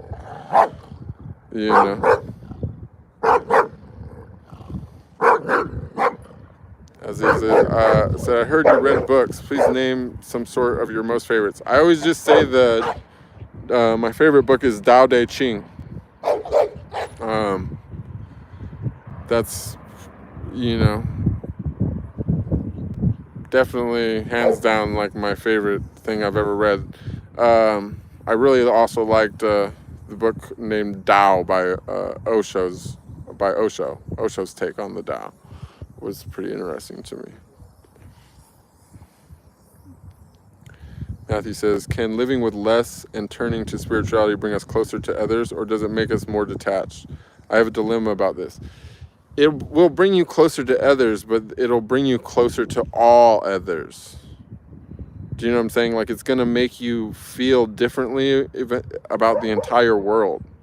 And it's going to create a situation. It will push some people out of your life because the thing is like this. Okay, as I see it, we're in a big dream. This is like a big matrix, right? And we all represent a different frequency. Like, we have our own, we're everything's made of light and sound, right? And we're essentially all reflections of each other, right? And because okay, there's probably at least one archetype of some sort, higher self, that's standing between you and God, at least, right? But at the highest level, we're all one. We're all part of God. God's in everything. And so, this whole thing, this world, it's like, it's got to manage, there's so much data being processed here that it has to be managed in some kind of way, right? To still deliver the value, which is the experience. Well, the lessons and the experience, it's it comes from each other, a lot of them. And so when you raise your vibration, that's usually a representation that you've already succeeded on these other levels. You've surpassed them. You're coming up. And so those lessons have already been learned for you. You know what I'm saying? Like, your frequency is a representation of your ability to learn life's lessons, right? And the more lessons you learn, the higher your frequency goes. Well, the higher your frequency goes, the less you will see people with low frequency. They won't interact with you. You know, they will be put off by you. You know what I'm saying? Even if you don't talk about spirituality and a bunch of concepts that they have no fucking clue of and probably will never will. Even if you don't do that, it's just something about you is just going to rub them the wrong way. And they're going to want to get away from you. They're going to literally vacate your premises. Low vibrational people when you start vibrating higher. And so you will lose, by default, the fact that most people nowadays are vibrating lower. You're going to lose most of those people from your life. Okay? Like, the vast majority. Even in public and whatever, it's just like those people are going to walk around you like you got a shield on. Like, it's like you just won't really interact. You know what I'm saying? Even your algorithm online and stuff like that, like, it will start shifting and start showing you things that are more, you know, high-spirited and that more match your vibration. Like, everything slowly adjusts around you. But less people are vibrating super high. So yeah, you will have less people around you. You will not feel more detached to them, though, because you're going to learn to love even that which you disdain. That's part of the spiritual process. But the thing is that even though there will be less high vibrational people for you that, you know, left in the world, and for that reason you probably will have less people in your inner circle, you're going to end up becoming magnetic to other high vibrational people, to the point that you will literally feel them from even a very long distance. Like, why do you think that you're regular on this stream right now? You know what I'm saying? Like, you've been here coming back over and over and over again, right? Why? Because you're drawn. Because there's people talking about something right now. We're vibrating. We're vibrating into the universe, right? And that's going out across the whole planet. And it's brought you here. You're here with a bunch of other people that are vibing on that level. You know what I'm saying? Like, look at the way that it's, you know what I mean? Like, that it's developing. Even as we go, it's like, you know, even look at your own perspective. Like, look at your perspective towards the people that come in here and troll. Do you even really notice them anymore? Like, do they matter to you anymore? Like, maybe the first day you came here, you're like, oh, this is weird. Like, people just come here and troll and da-da-da. But, like, now, you've been coming over and over and over again. You see the low vibers. You see the high vibers. And you're with us. You know what I'm saying? It just happens on its own. Like, it's not, you don't have less people, you got different people. This is less, but you're not detached from everyone else. You just love them from a distance. You know what I'm saying? When dealing with low vibrational people, the best advice you can always offer is to treat them with compassion and realize that there's a reason why they're like that. And if that's not enough, then add distance. And you're good. Shit, I gotta go to the car. I got 10% better.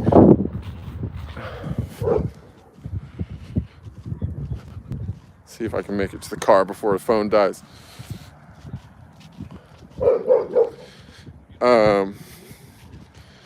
Anna, welcome. You made it. Manifestor says, I think you don't understand what I'm saying until you read all my comments in tandem. It's true. It's true, Manifestor. We're kind of stringing them. Aziz Ali. But honestly, Manifestor, like, it's cool. We can do, look, if you want to do another stream someday where we talk about the virtues of compiling shit,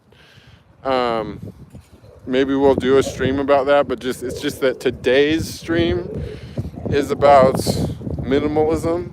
It's not going to be a topic every day. And I think that maybe you're just not that into the minimalism thing. And that's cool. You know, everybody wants to, hey, you, come here.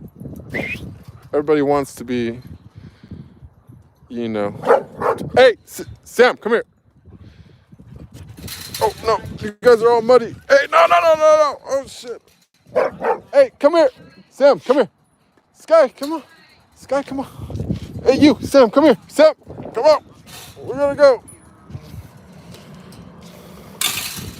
Got muddy dogs there. But yeah, maybe this is just, you know, whatever. I don't, just not maybe your cup of tea today.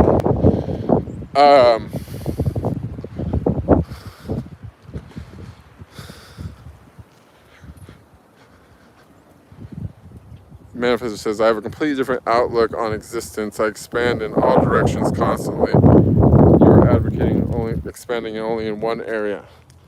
Well, the thing is that the thing which is at the center of us is what created all things. It's the same thing that's at the center of all things. So it's my belief that by going inward and accessing the absolute core of yourself, that you are taking the shortest route to all things. And in that sense, going inward is expanding. It's expanding to encompass the entire universe. Because touching the essence of the center of yourself is to touch the essence of the fabric of all things, in my humble opinion.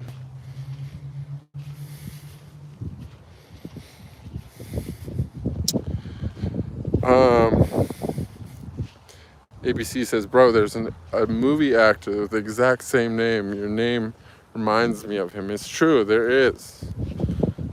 One of probably the greatest of all time, they say. Some say. I don't know. I don't really, you know, partake overly much in the content. But it's been said. It has been said.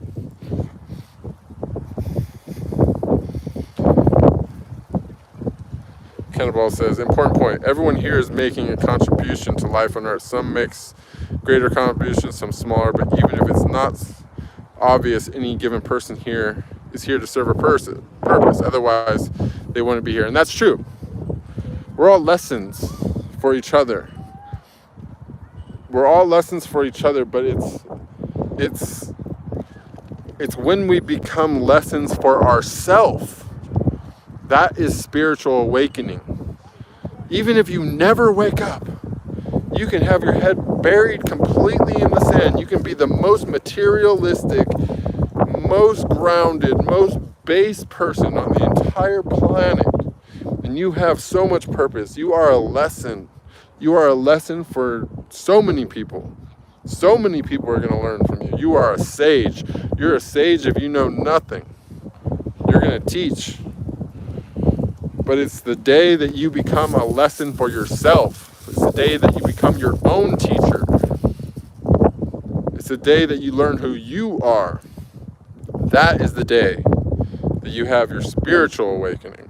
That your eyes open up to the entire universe. You know, because you are the universe.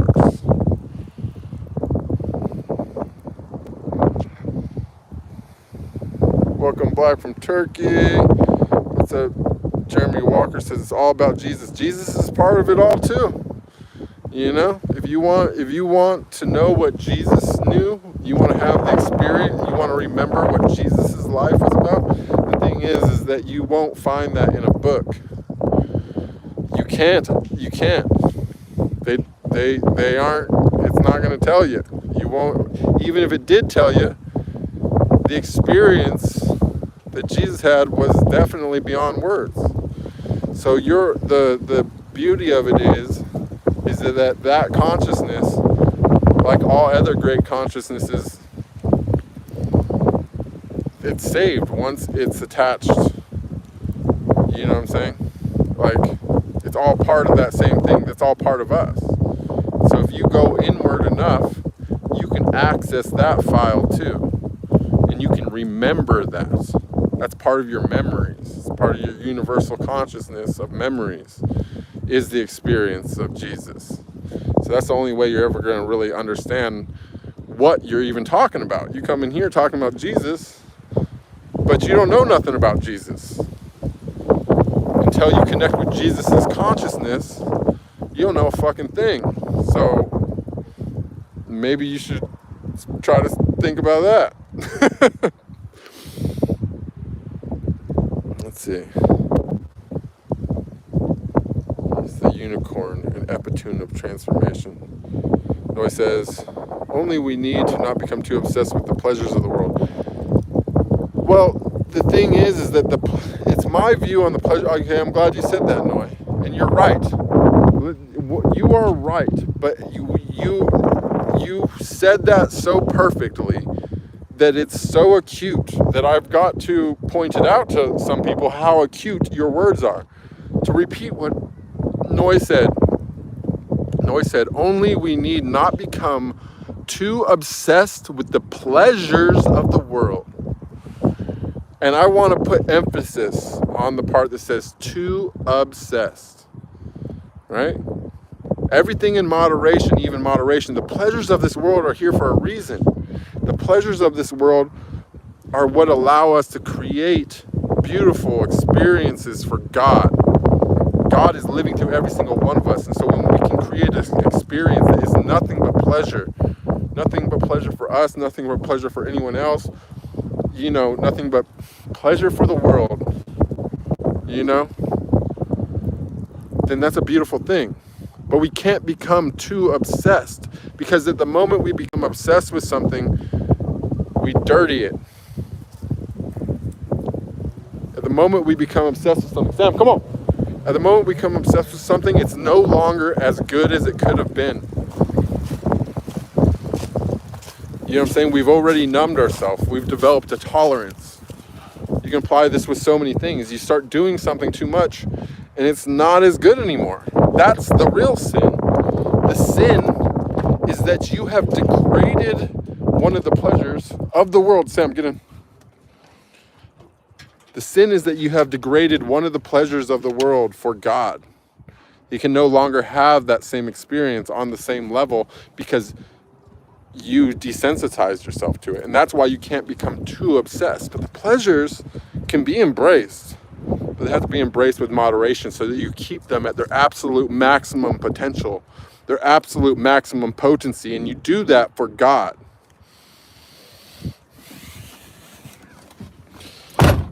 I made it to the car without the phone dying. Okay, we're charging up. Nothing like a V8 to charge a fucking iPhone. Yeah, baby. We're plugged. All right. Go ahead and release my mats.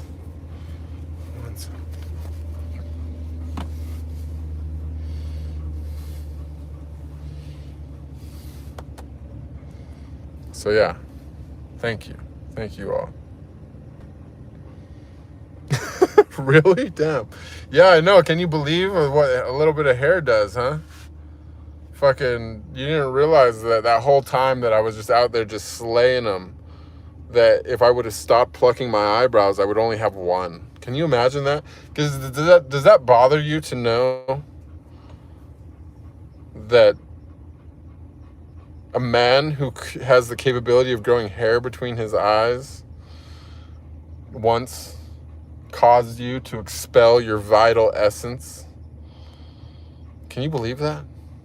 Can you believe that there's still women out there today that even with all this hair, right, could potentially have the single best experience of their life?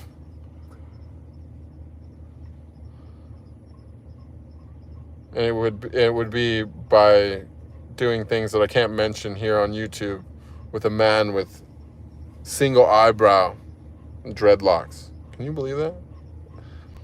unshaved, ungroomed, untrimmed, unplucked, unadulterated. Can you imagine? Can you imagine?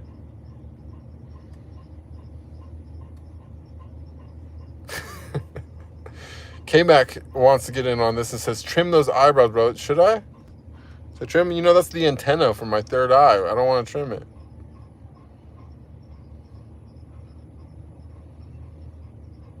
What happened to him? He looks so different. He used to be athletic and muscular. Well, you think I don't have muscles under here?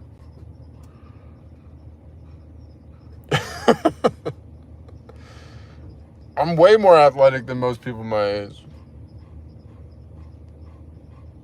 Crazy. Manifest says, I used to have his nude or his photo with a nude torso as my phone wallpaper to motivate myself to exercise. I use J-Lo the same way. Today, I look younger than Bruce, even though I am older by several years. Manifestor says, he was always skinny. The muscle was just built. He went through years of fasting and lost all that muscle. He is a hermit today. Like a tarot card. Exactly that archetype. Don't worry. My life is set with even without minimalism. I have more than I will ever need. That's a mentality of abundance at work. That's true. But you don't need any. The thing is that you don't need anything to have the mentality. Having more than you will ever need can exist with nothing at all. And that's what we're talking about. Having a ton of stuff that makes you feel that you have more than you ever need is completely different than having a mentality of abundance. Because if you suddenly all your stuff disappeared tomorrow, if there's an earthquake, a fire, whatever, it got stolen, do you still feel that? Is the question. I'm not attacking you. I'm not debating you. This is the moral of the story is, if you take every single thing that you, even if you don't want to be a minimalist, if you took it all away right now, if you lost it all, would you still have a mentality of abundance? Would you still feel that you have more than you ever need? If it was nothing but you in your body and the clothes on your back and you had nothing else, you had to start over tomorrow, would you still have the mentality that you have more than you will ever need? See, for me, yes, I do. I'm not bragging. I'm just explaining this is what I'm talking about with minimalism. Because of my skills and even influence and stuff like that in the world, and reputation and things, that even looking like this, I have more than I'll ever need. And if I need more, I would just shave and conform to society. But because I have more than I feel that I have so much abundance, more than I'll ever need, even with nearly nothing, I don't even feel pressured enough to break in conforming my appearance to something that would make my life even easier. Do you know what I'm saying? Like, I can shave my beard, cut my hair, and pluck my eyebrows, and it costs me only $50, and I can go back to work, and I can make, you know what I'm saying, $250,000 a year easily doing that without even trying. You know what I'm saying? But I choose not to. Why can I choose not to? Because I know that I can do that. It gives me I choose to instead have it as a last resort. You know what I'm saying? I instead want to challenge myself. I'm going through a spiritual thing, so part of the spiritual thing is one of the big things that amazes me about it is, like, I look around and go, I could have never done this before. I would have broken. I didn't have the confidence. You know what I'm saying? But I know how to gamble. I know how to trade stocks. I know how to make movies and shoot film stuff. I know how to edit. I have a ton of skills. Not only that, but I have a genetic outlook that's very favorable to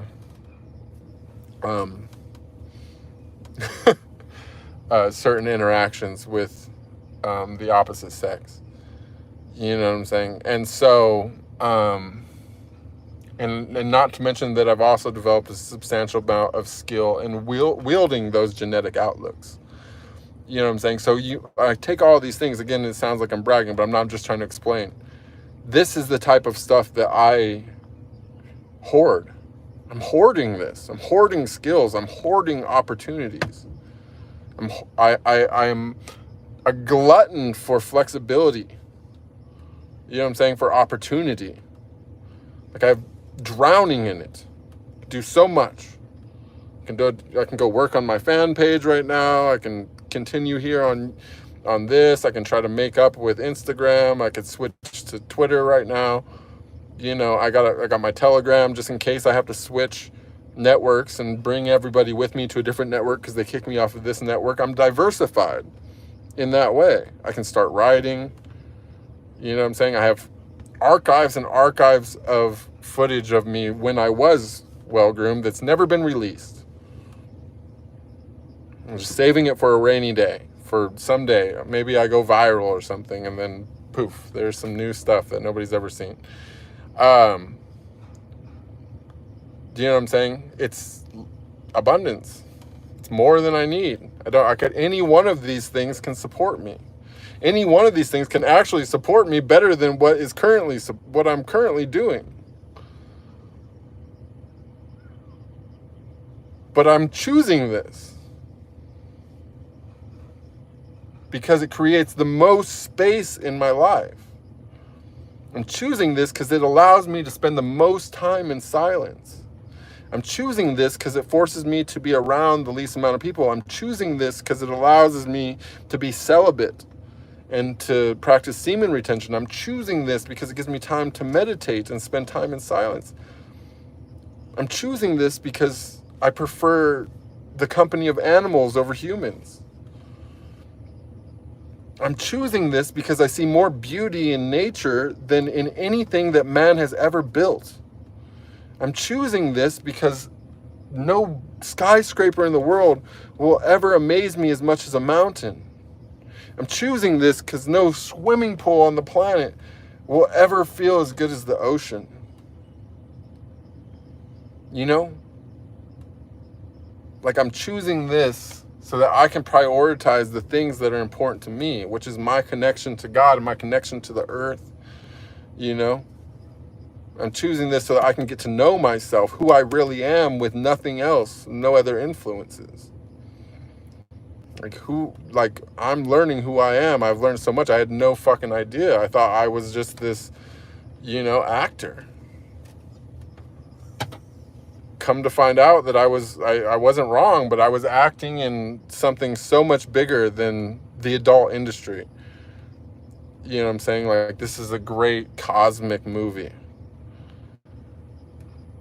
And I am the curator. I get to, I get to act in it and I get to direct.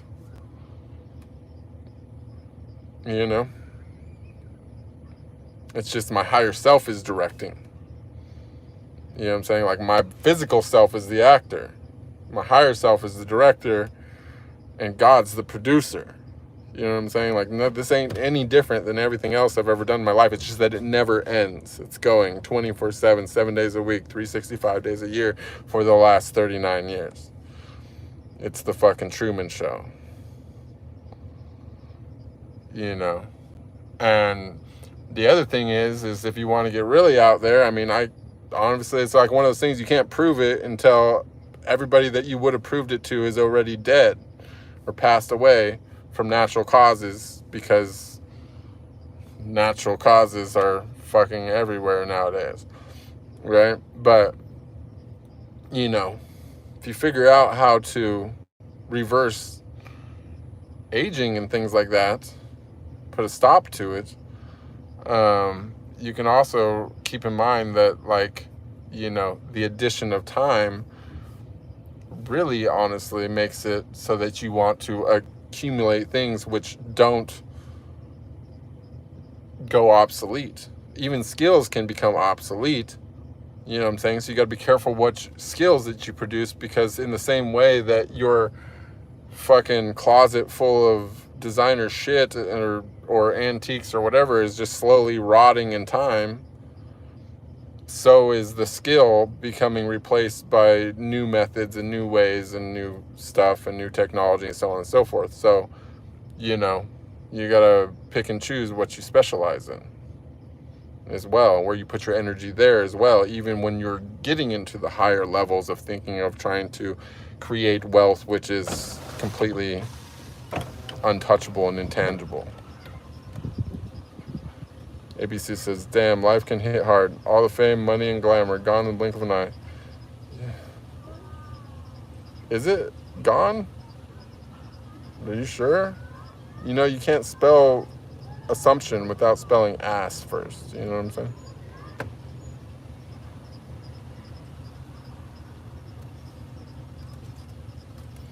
So Fester says, no, he chose it himself. It's admirable. He can always go back if he wants to, but he is done with that chapter. And that is well said. Thank you for that, Manifester. And that brings us to the other point, is that you can go back. You can go back. And you can go back better. Because after going through your spiritual process, guess what? It wakes up all kinds of fucking parts of your brain that weren't working before. And let me tell you, okay, intellect, intelligence, it's all great. It's all useful. I've used to have so much pride in it. But I don't have pride in my intelligence anymore. And I don't have pride in my intellect anymore. And the reason why I don't take pride in that is because I understand that wisdom and intuition is so tremendously more powerful than that. It's just that most people, including myself, for the most of my life, didn't really have that side of your brain developed. And so, sadly, that side of your brain doesn't develop when the intellectual part of your brain is sucking all of the fucking resources. Okay, if you even someone who's into diet and nutrition, if you're not expending energy, you got your average 2,000 calorie diet that they assume for the average person, right? 75% of that's just to run your brain. It's just that little bit that's left over is to do everything else that you do in your day.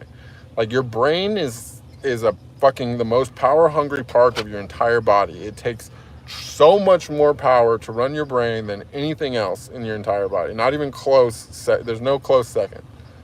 Okay? Now, of course, if you're doing crazy amount of muscle use, you know what I'm saying, you can run up a bill there. But the point being is that the brain's power hungry.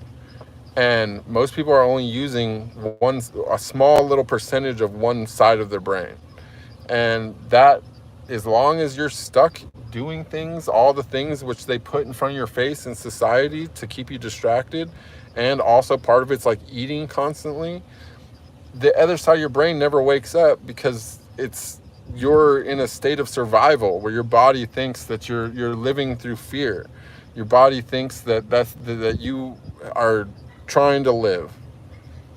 As long as they can convince you that you're trying to survive, your whole body just revs up that side of your thinking and everything, and that's what it does. It's the only thing. It's when you take a break from all that, suddenly your evolution process completes. It's oh wait, boom, everything else turns on. Now, whether or not you'll ever want to go back after that, probably not. But if you did, you'll be able to do it in a way where you'll be able to do all the same things that you did before. And I'm not necessarily saying you're going to be able to do them better, but you're going to be able to do them in a way where you consume less energy to do it. Do you know what I'm saying? It's whatever you're doing in life, you could probably do that with exerting less energy. You know what I'm saying? You definitely will realize that if you suddenly activate a larger portion of your neural network. You know what I'm saying? But the thing is, you got to at least take a break from all the shit that's distracting you. You got to at least release the fear and the fear-based living, the greed-based living, the lust-based living. You got to like just at least take a break from it and let your body, you know what I'm saying, decide what it would do if you were just sitting in a meadow and waking up and going to sleep each day after eating some berries and, you know what I'm saying, having an occasional successful hunt or whatever, if you were, you know what I'm saying, living a more natural life. Like, see what your body comes up with for that situation. You just got to stop being so distracted. You know what I'm saying? Manifest said, no, Da Vinci and Michelangelo, penicillin, that's creation. I mean, what are you going to do when everything that Da Vinci can do is done by a robot? Then what? Is it just the fact that you were able to do it with a limited thing? Like, is it still creation that we created the robot that does it? Or is it just like maybe as humans we're like just doing way too much? You know what I'm saying? We're making ourselves obsolete in some way. You know what I'm saying? But the thing is that's only when you're looking at like you know what I'm saying? Okay, I agree. Like, creation is good. It beats the hell out of being a consumer to be a creator, for sure. I agree with that. But the actual point of being here is the lesson. You know what I'm saying? Is the experience. And so maybe there's outliers, which this doesn't apply to, but the vast majority of people are not going to have their best experience or their based upon anything that is a possession, and most people are not going to have their best experience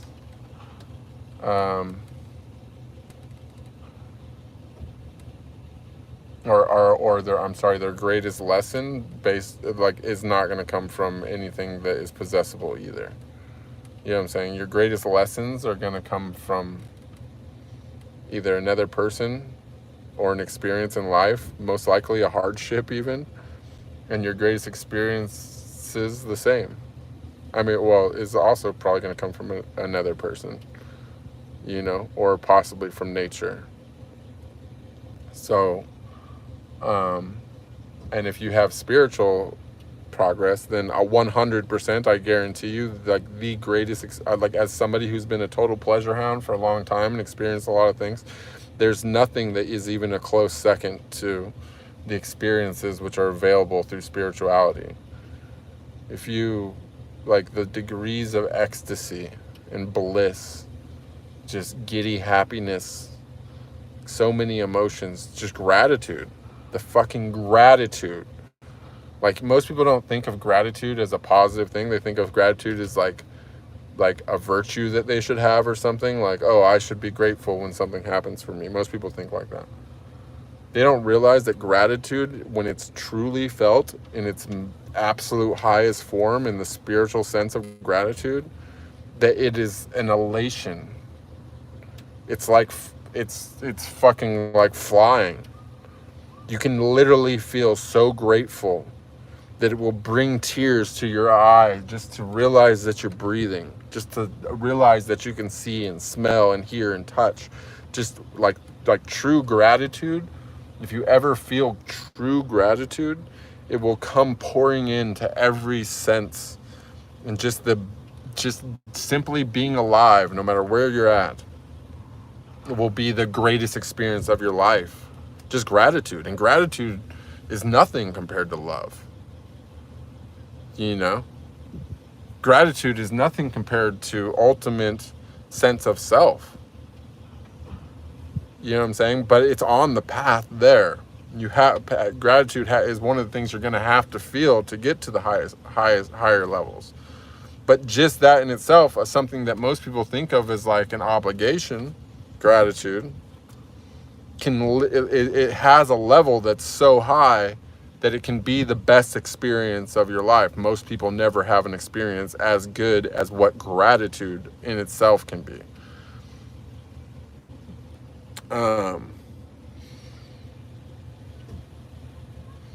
Another said, the problem is that your way of making money was not wholesome. Mine is wholesome. I am in total harmony with my position in life, and I don't care what people think about me or my possessions. Well, that's good. It says, I own 12, maybe 14 fur coats, for example. They can be used for warmth in case of emergency, FYI.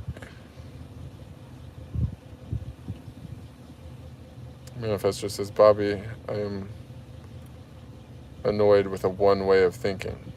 No, you're just actually annoyed with thinking that doesn't align with your own. But nobody's telling you to do anything different. Just don't expect to have the same results by doing something different. You know what I'm saying? Maybe you will. But if it's not what you're seeking, then what's it matter anyways?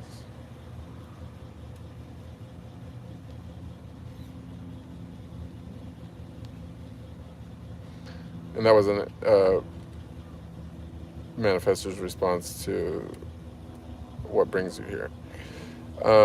And Bobby Rubin says, what do you expect to gain from these streams if you've already found the key to happiness and prosperity? That's a good point as well. I'm also curious to that. It's just entertainment, Bobby, probably, I would guess.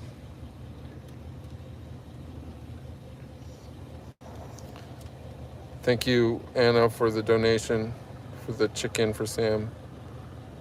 Sam's having a good, yeah, he's doing good. Manaver says, I'm not gaining any here today, just losing time to bring a completely opposing view, which has nothing to do with having possessions or status.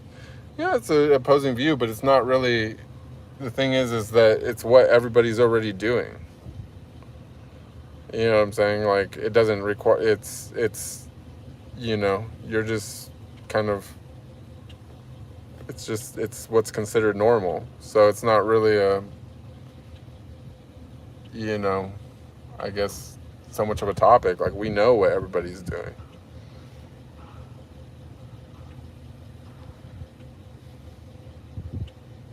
Like, we're trying to talk about a discovery, which I've made. I lived exactly like what you're saying my whole life. I was content too. I thought that it was pretty sweet. Like, I was like, you know, that's why I got all these storage lockers full of stuff. But what I'm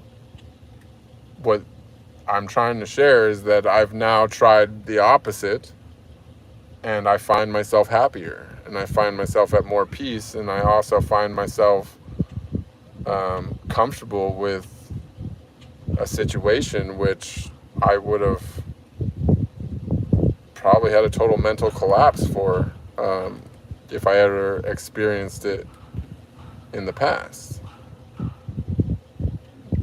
And Jackie says, you were saying how hard it is to stop living nomadic. It's true. Living on the road all these years, it's difficult to settle down. Yeah, it's just, you know, I mean, I don't know. You know, the world's so big. The world's so big. I don't know. It's always kind of, I mean, it's cool. I totally see, like, being happy with what you have is like a big thing.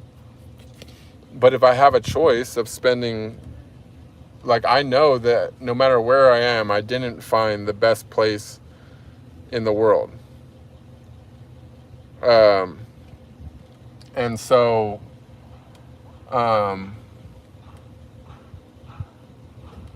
you know, if I'm going to be forced to trade some part of, you know, like, we're forced to deal in currency, regardless of however I feel about it.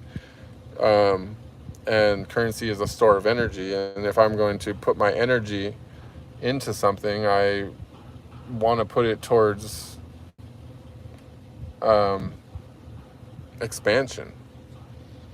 You know what I mean? Like, again, we can access everything by going deep enough inward, and we can be satisfied with whatever we have and anywhere that we're at because of that. But, you know, given the option, I choose to stay in motion, you know? Never says, I'm a landlord and I take care of my elderly ladies, never increased rent for years, and just replaced the furnace for $10K, happily too. The ladies are already paying for my house and making me rich. No need to rob them outright. What does your avatar symbol says? I see a ram. She said Aries, Sun, Mars placement in my case. Sagittarius moon. Okay.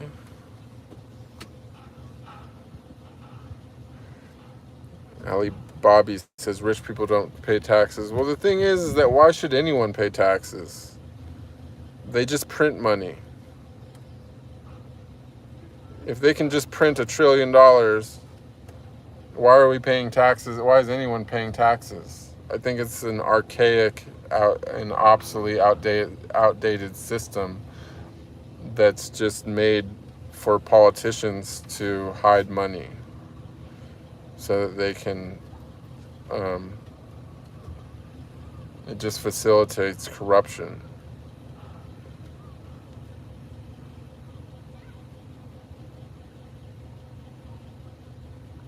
Jackie said, it's true. All my friends say they're living through me by seeing me travel the U.S. Like Bobby says, you were in Czech Republic. I was in Czech Republic.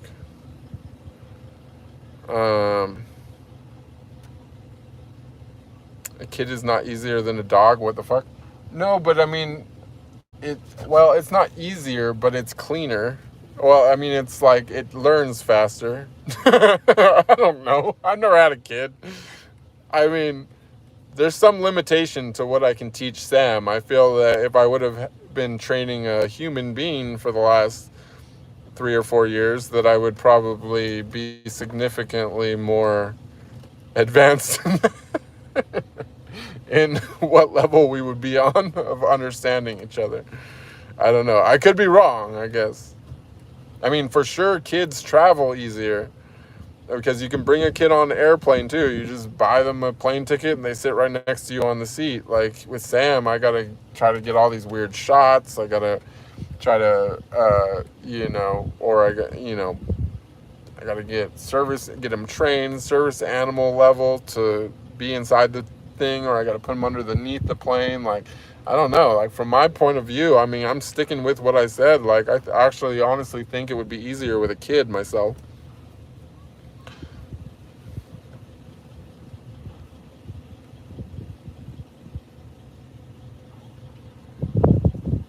Manifestor says, I am trying to make a point that minimalism is a chosen state of mind. Abundance is a great and wholesome choice too.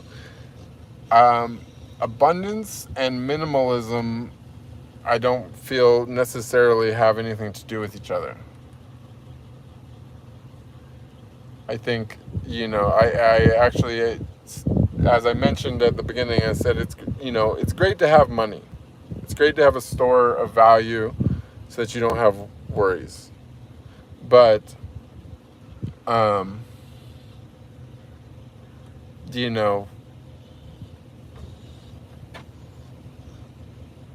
for me personally, if I have to do anything for it, that I don't want to do anyways, if I wouldn't do it for free, I am not trying to do it for money, because that's just, to me, a slave mentality. If you're already, everything that you do is something that makes you happy, then you've already won, and I don't know what we're talking about.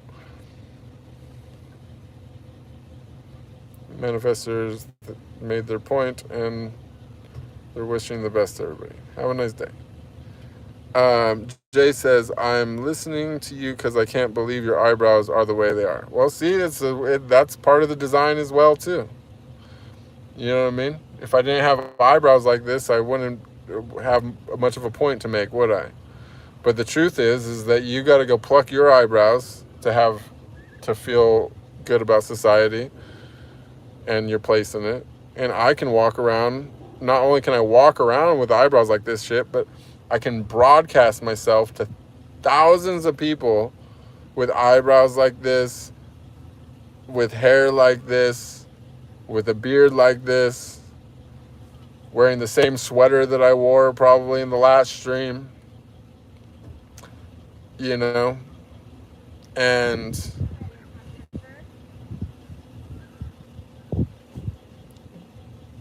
how does that affect anything? The only difference is I didn't have to spend any time, energy, or anything plucking my eyebrows or shaving my face or combing my hair, you know. And at the same token, I know factually that my body is functioning closer to its natural way that it's supposed to, because I have all of my nervous system intact, or more of my nervous system intact. I haven't taken the pride into myself to say, hey, I'm going to alter my body for the sake of society so that I can fit in with what society said is right, and forget about what my creator made for me, what my creator put on me, how my body was created by my creator. Most people don't even know what a natural human looks like. They look at my eyebrows and they think, wow, that's so amazing. Well, I don't know. Like, it took a long time for them to grow back in. If you stop plucking yours tomorrow, you know, they might be a little bit different in a year or two. And that's literally the sad thing, is that you never see a natural person. Everybody's so tampered with that they think that that's normal. Like, where did we get so lost? How did we let them do this to us? You know what I'm saying? Like, people that think they look very handsome in like a tuxedo.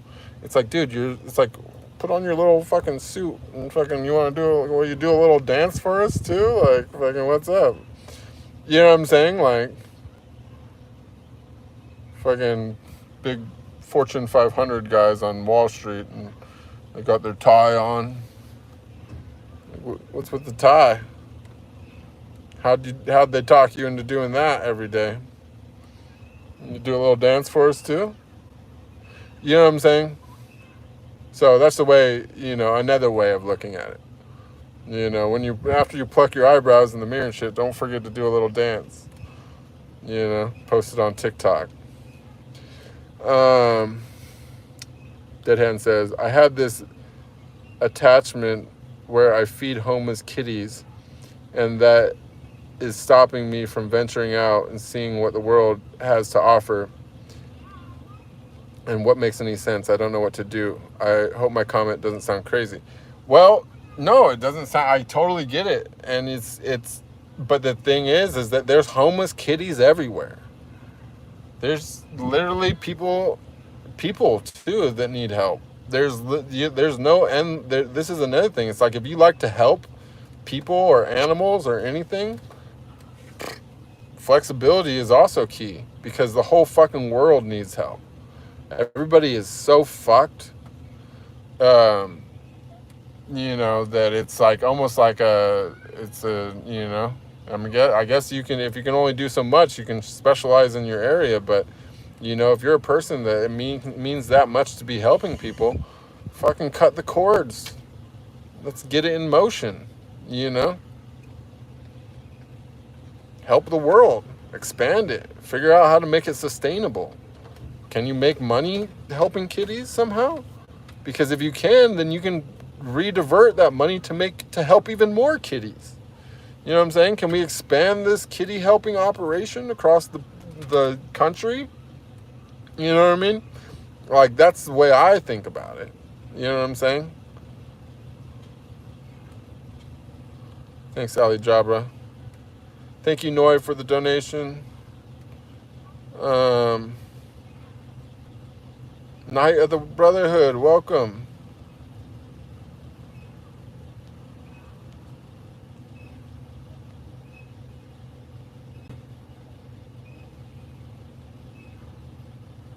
What's up, Anna? Welcome, welcome. Cannonball retracted a bunch of messages. Why'd you retract? Welcome, welcome, Zana.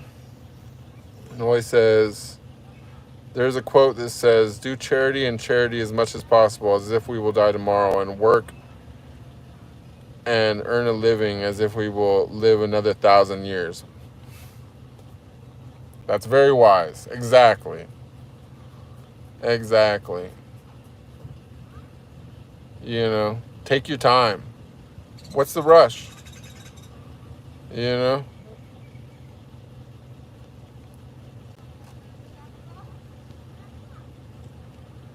The thing is that most people want, you know, the whole thing is just a one big slavery system.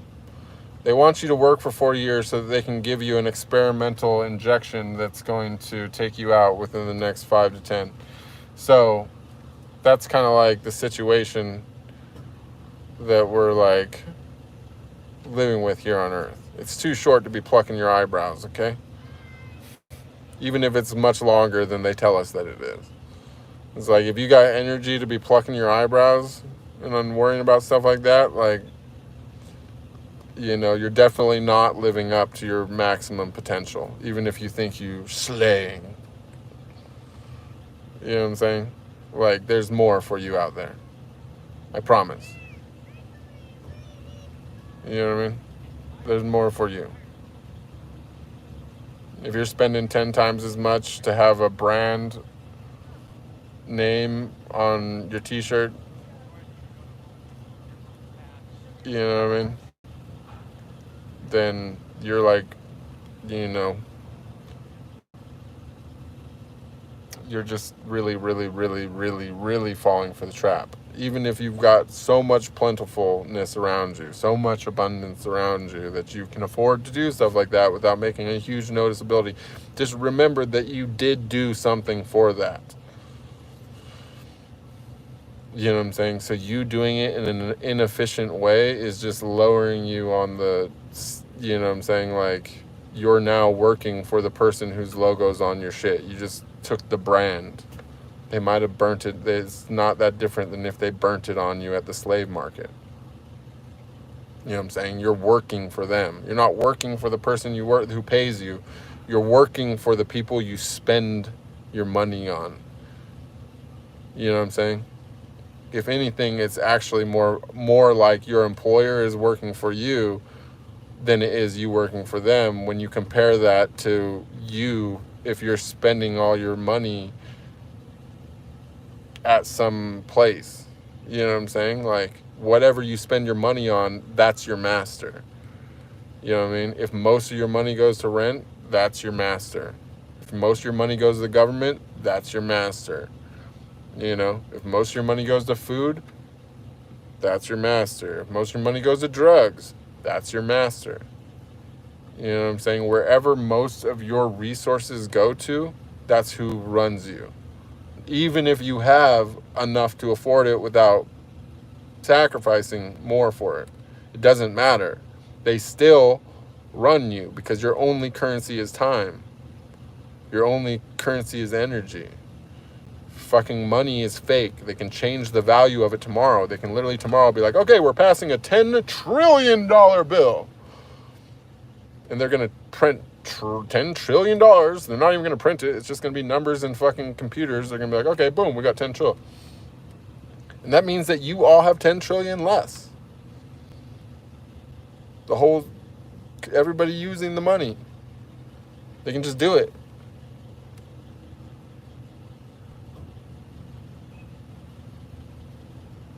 You know what I'm saying? So then what? You fucking worked already.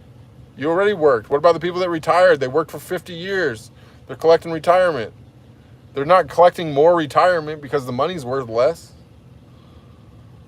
They fucking just keep printing it. How many trillions of dollars have they printed since COVID? It's just them seizing the wealth. Everyone's spending more money on shit because their money's not worth as much anymore. They didn't work less. They still worked for 50 years.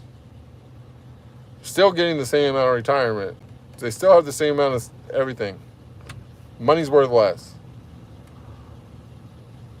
They did all that fucking work and they devalued it after. They fucking devalued it after. They didn't say, hey, we're going to pay you less. They said, hey, we're going to pay you this. And then later they said, yep, but that's not worth shit anymore. It's fucking slavery. Then they're going to tax you. Then they're going to make you spend taxes if you buy a house or a property. They make you pay taxes to put gas in your car. But they're printing the money. What the fuck are the taxes for? It's just to uphold the illusion. They're fucking... It's all just bonds and bullshit. It's just the promise to print more money. It's the guarantee of it going down. Like, you can't, you know what I'm saying? Like, you have to fucking, like, be, you know what I mean? And it's all rigged. They're going to whiplash the shit in every direction. If you're not a fucking god at, you know, managing your assets and shit, you think you can stop working if you get to some level, if you make 10 million, 100 million? No, you're going to work till the day you fucking die. Once they fucking got you, they got you. The more you got to lose. That's why you call them slavery tickets. It's a bigger ball on the end of your chain. You know? Like, when we're talking about minimalism, okay, like, it's hard to get around it. We got to survive. Like, I'm even here right now. You know what I'm saying?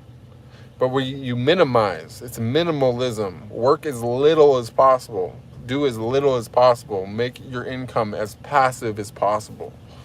You know what I'm saying? It leaves room for other things. Well, room for what? Don't worry about it. The space itself is the value.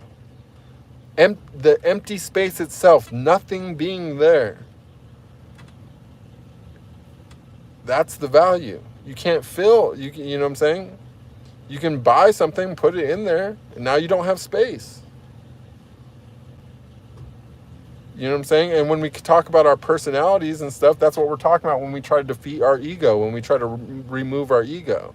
The ego wants a bunch of stuff. The ego wants to say, I have abundance. I have everything I need. I own houses and fur coats. You know what I'm saying? I have whatever. That's the ego. Well, guess where the ego lives? The ego lives in the space inside you where God dwells. You know what I'm saying? And there's not as much room for God if the ego's in there. So that's why we try to remove the ego, because when we make space inside ourselves, we make space for God, the same way that when we make space in our house or in our lives, you know what I'm saying? Like, you know, for example, think about people's love life. You know, they say one door closes, another door opens. Well, you know, people go from one relationship to the next relationship to the next, right? A lot of times there's even infidelity involved and stuff, right? And you say, well, yeah, why should I be alone in the meantime? You know what I'm saying? You got to get a lot of people like to get a grip on the next thing before they let go of the last thing. But the thing is that when you do like that, you're getting a hold of a person. This is just as an example. You're getting a hold of a person who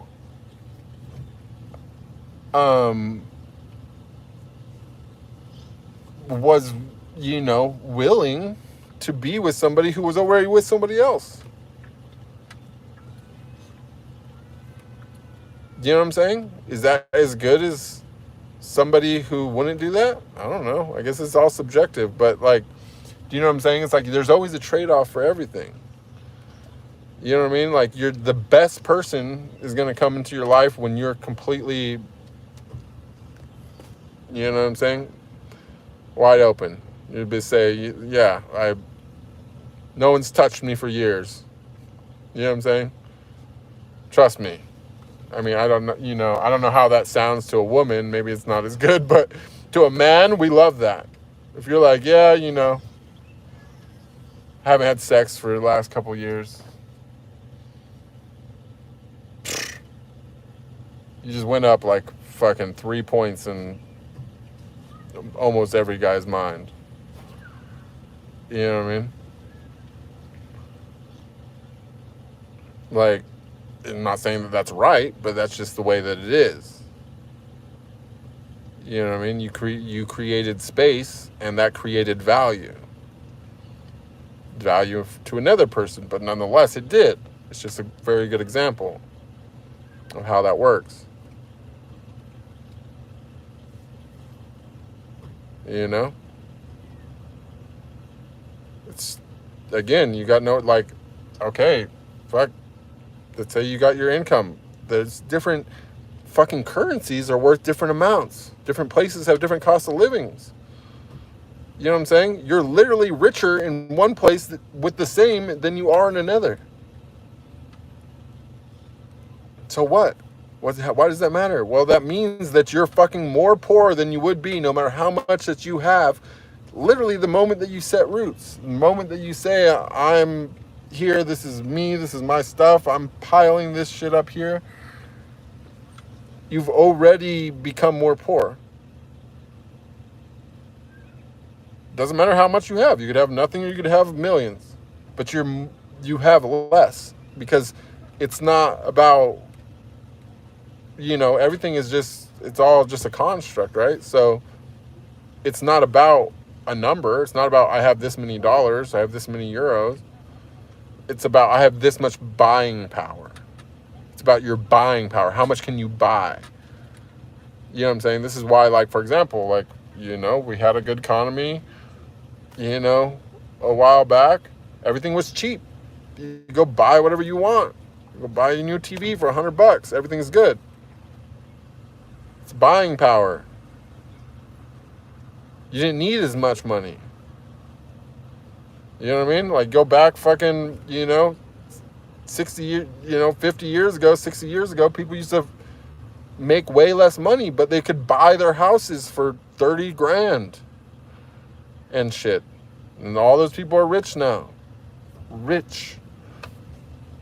But if they sell their house that they made all that money off of, they have to pay 40% taxes to capital gains. So are they rich, or are they reporting back to their cell because they don't want to lose 40% of their fictional wealth that was created? You know what I mean? Like, it's all, like, we're created to be an experience for the creator. Okay, if being in your big fancy house and whatever every single day for the next 20 years, taking an occasional vacation or whatever, if you think that that's the very best experience the creator can have through you, then fucking do that. If that's the best that the creator can do that with you. If that's the best you can do for them, do that. But I guarantee you the creators had that experience more times than they need. You know what I'm saying? Variety is the spice of life. Try your best. If you really, really want to please your creator, do something that's never been done before. Do something new. After that, do something that makes as many people's lives improved as possible, that brings pleasure and happiness and makes a good experience for as many people as you possibly can. You know what I'm saying? Because your creator is living through all of us simultaneously. So your own experience is limited to one experience. But your ability to impact other people's experiences is limited only by the population of the planet and the outlook of the people there. So if you're suddenly able to reach the entire planet, then you need only to change people's outlooks. And there's the roadmap to the whole progression for pleasing your creator.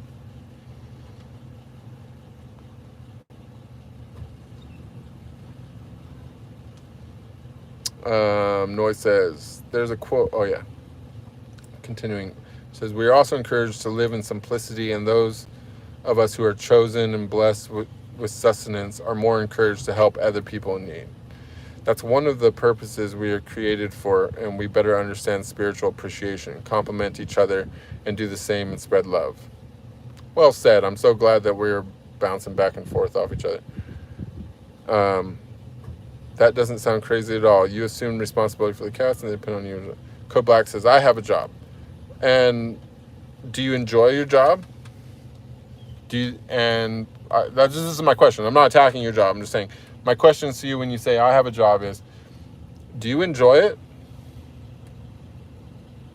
And is it the job which you are the best job you're capable of getting, which you enjoy more than any other job that you could be capable of getting if you were to put yourself out as available with the skills that you have across the entire planet, the whole planet, top to bottom?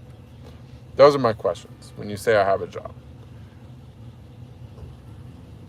And the advice, or not even advice, but whatever I would say after that is probably something you can assume.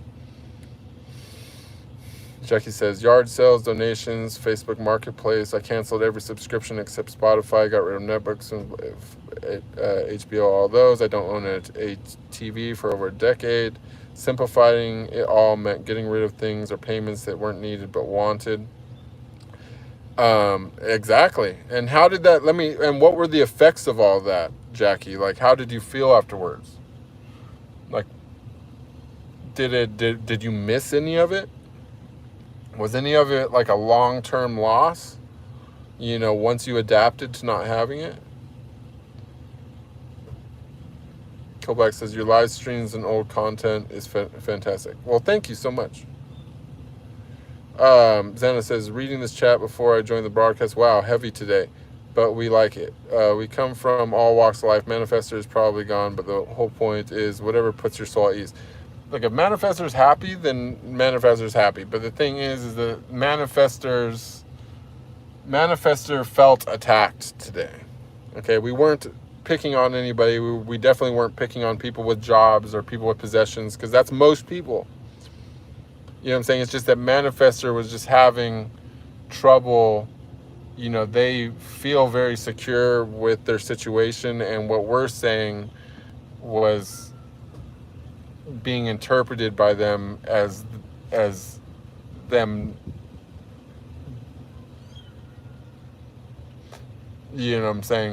not doing the best that they can do. And it's like people want to hear that they're doing the best that they can do. Like, you know what I'm saying? Like, it's like people who vote for policies to increase taxes, they're, say, loyal to a party, and they are normal working people. They think, the rich need to pay more taxes, and they want stuff, whatever. So they vote for the party that they think, whatever. Then they keep working. 20 years goes by, 30 years goes by, and nothing that they voted for materializes. You know what I'm saying? Or, it all proves to just be bullshit. But now they're retired, and they need the benefits and things like that, help from the government even more, so they keep voting for the same shit that never fucking materialized to begin with, for the same party and the same whatever. And why do they do that?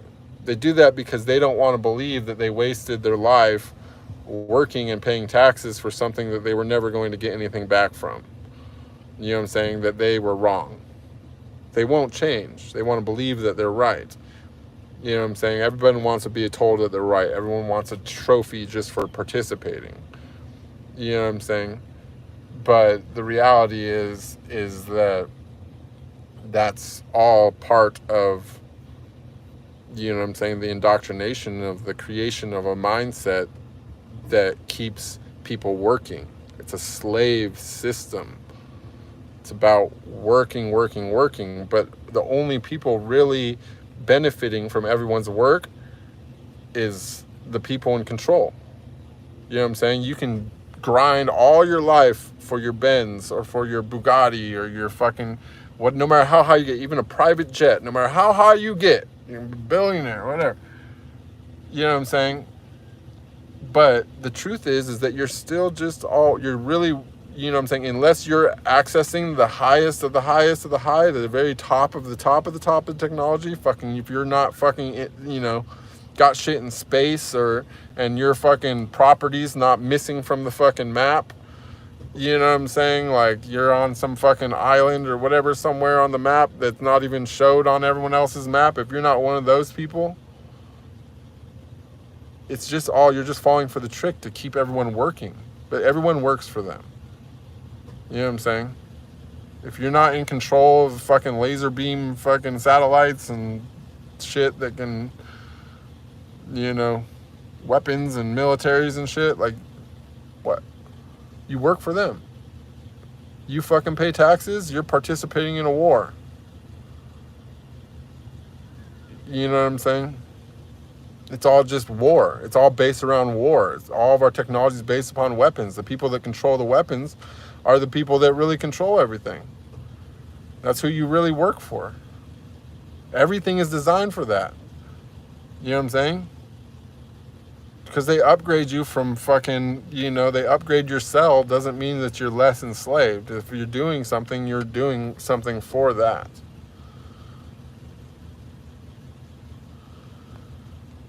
You know, and so this is the, you know, back to the Taoist perspective. It's the virtue of non-doing. You know what I'm saying? Do nothing. You're not doing nothing wrong.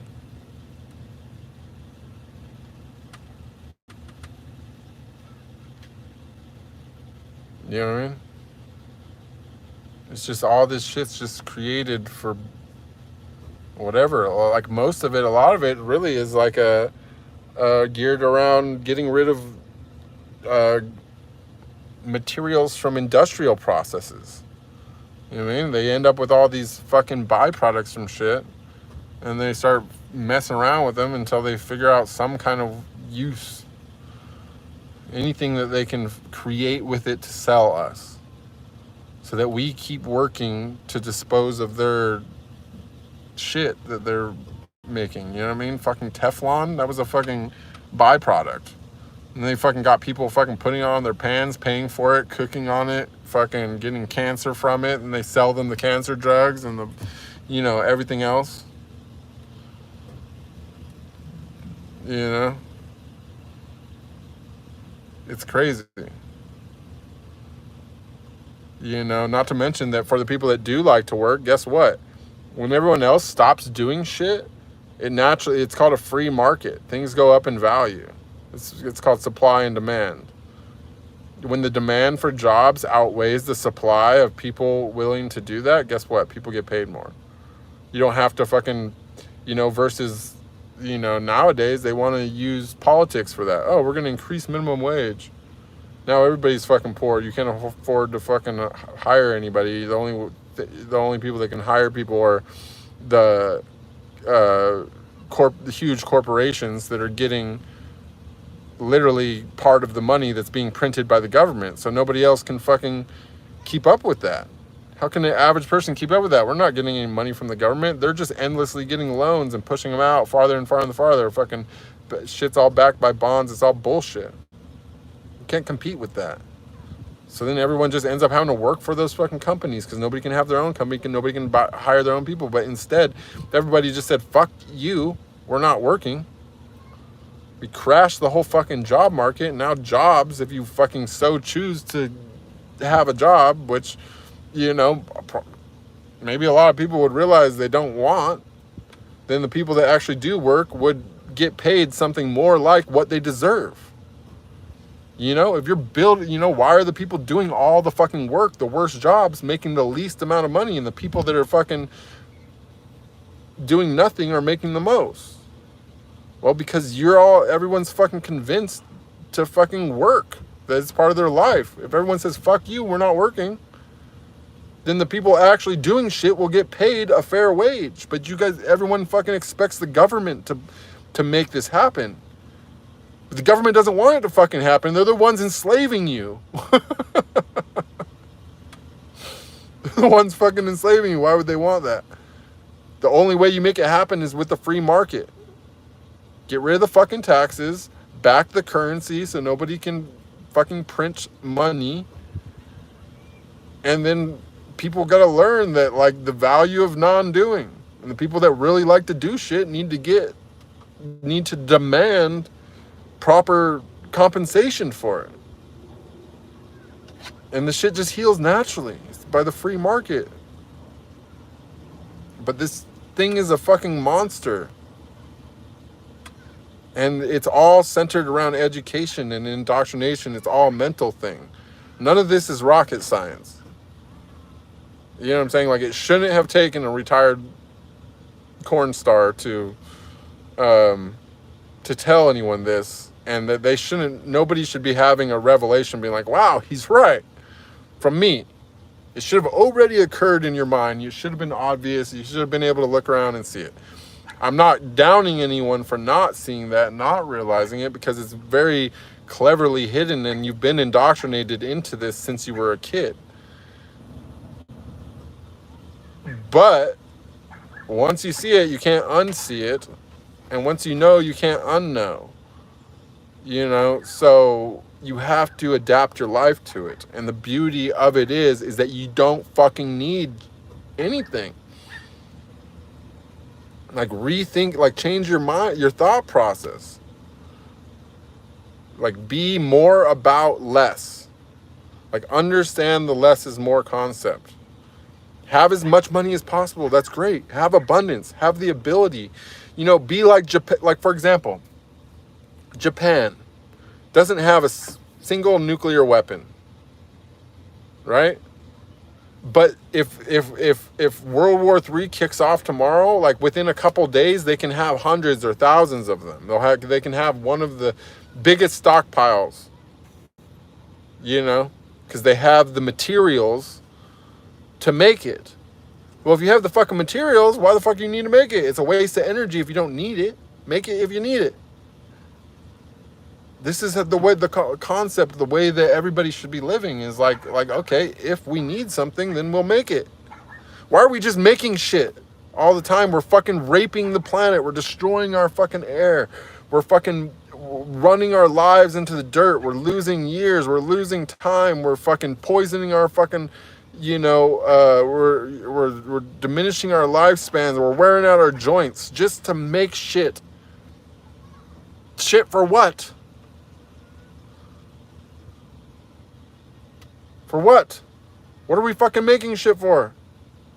Like, fucking, apparently there's so many people that they fucking have to fucking, they are trying to come up with ways to make less people. So what's the whole fucking point of the whole thing? It's a fucking slave system. Stop participating. I love you guys. Fuck. I know nobody's arguing with me here, but I'm like arguing with myself. I'm just like having, like, I'm arguing both sides, like, on behalf of all of humanity and myself right now. Like, fucking stop. Shut this whole fucking thing down. Like, we do everything. We do all the jobs. They can't do shit without us. All everyone has to do is fucking strike and just say, fuck it, we're done. We're not doing nothing anymore. You know what I mean? Instead of fucking dragging fucking nets through the ocean with thousands of fish, all fucking dead, so that they can go try to sell it and make some money. You know what I'm saying? And half of it goes into the garbage because it ends up going bad and they took too much, more than they needed. Why don't people just go out and fucking fish for yourself? Do you know what I'm saying? What's more efficient? What takes a bunch of fucking shit from the ocean and throws it in the garbage? And what fucking goes and gets what you need? People are like, well, it's called fishing, not catching. You'd sure be hungry a lot if I just relied on fishing. Yeah, well, you're not supposed to fucking eat every day anyways. It's part of the fucking way that they keep you down. Your gut is your other brain. It releases all your fucking neurotransmitters and shit come from your gut, most of them. It doesn't produce any of that shit when it's digesting. It needs to be empty. If you don't catch a fish for a couple days, it's all good. You should be able to last a couple days. What happens if the world ends? You're gonna fucking go and start fucking killing people and doing weird shit fucking after a day or two to try to survive because you're so fucking hungry? You know, why can't you fast? Why do you need food every day? You can survive 30 days without food. If right now all the food disappears, how fast will you turn to violence right now? So ask yourself that question before you start assessing what kind of person you are. Are you a good person if you can't fast? Are you a good person if you require food 3 times a day? Like maybe you have no malice, you have nothing bad to you, totally good. You do everything right. You got no addictions, you fucking take care of your family, everything's cool. But you eat every day, 3 meals a day. Now all of a sudden war breaks out, the grocery stores are empty, you got to feed your family, whatever. How fast do you start committing violent acts for food in that situation? Ask yourself that. Are you a good person if you're going to start committing violence in a situation within 48 hours? Does that make, like, are you a good person, or are you living a circumstance where you can pretend to be a good person? That's the question. If you can't fast, you're not a good person. Because you're going to go fucking commit violence the moment you run out of food. So think about that. So what is this whole world? Why is it set up like that? They know that. Well, it's fucking insurity. It's part of the fucking slavery program.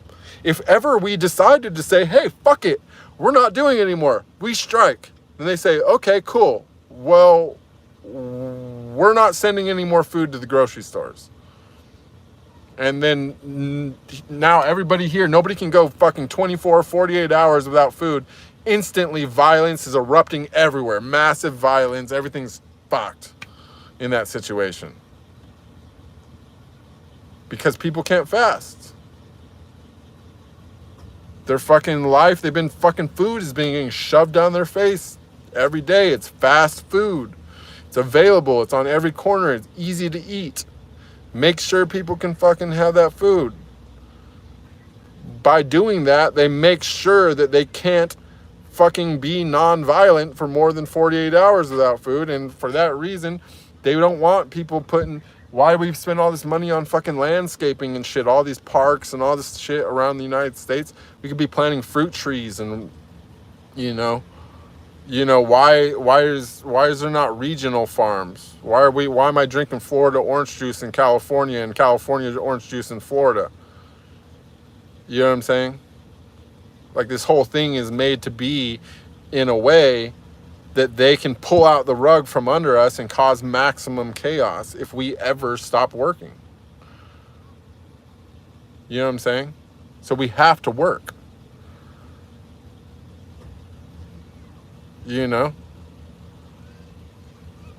But yet, like I said, 48 hours. People who came from church yesterday, they think that there's the pasture. They think that they're great people, totally all love, whatever. But in 2 days from now, they're shooting people for bread and water because they never went a day in their life without 3 meals. It's just something to think about, you guys. Just saying. Campbell says, cleaning, decluttering can be a form of meditation. That's true. That is true. Zena says, to Cancy, we all have something to learn from each other. It's a never-ending school of life while we are alive. Exactly.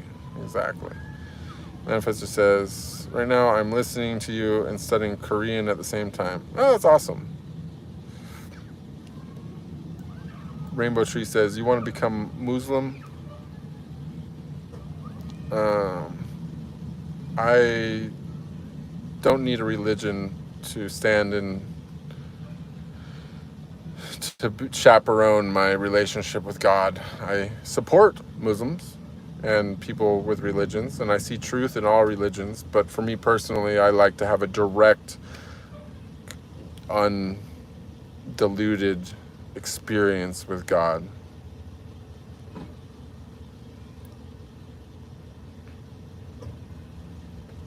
Oh, is the chat's going right now? Oh, that's good.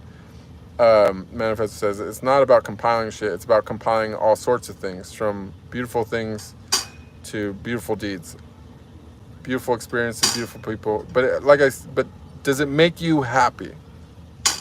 If the things disappeared tomorrow, would you still feel that you have abundance? That's all I'm getting to. When that's what we're talking about with the minimalism thing. It's having, abundance is having what you need. Abundance is not having what you want or what you like. You know what I'm saying? Abundance means that the situation cannot be taken away from you. You know what I mean? Doesn't mean abundance doesn't mean that you have a that you're circumstantially benefiting from something. You know what I'm saying? Abundance means that there's, you know, it's that that you've created a situation where, you know, I guess there's always possibility to lose abundance, but you know what I'm saying, like where it doesn't require much and where it's extremely hard to take away from you. You know what I'm saying? Like I got canceled on Instagram, you know, during the pandemic, and then I don't know, I'm like, you know,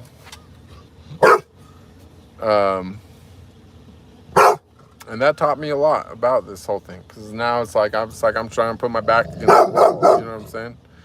That's why I got Telegram with all my people on there, and I'm, you know, diversifying my my networks on top of my skills. Sam, chill.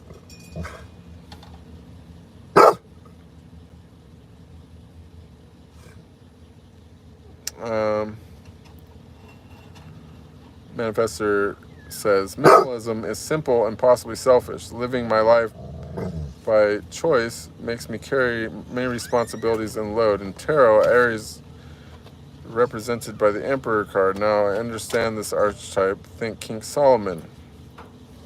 Enormous responsibility and creative vision to lead. Well, isn't King Solomon like the one with the Midas touch? So am I wrong? Am I mixing up my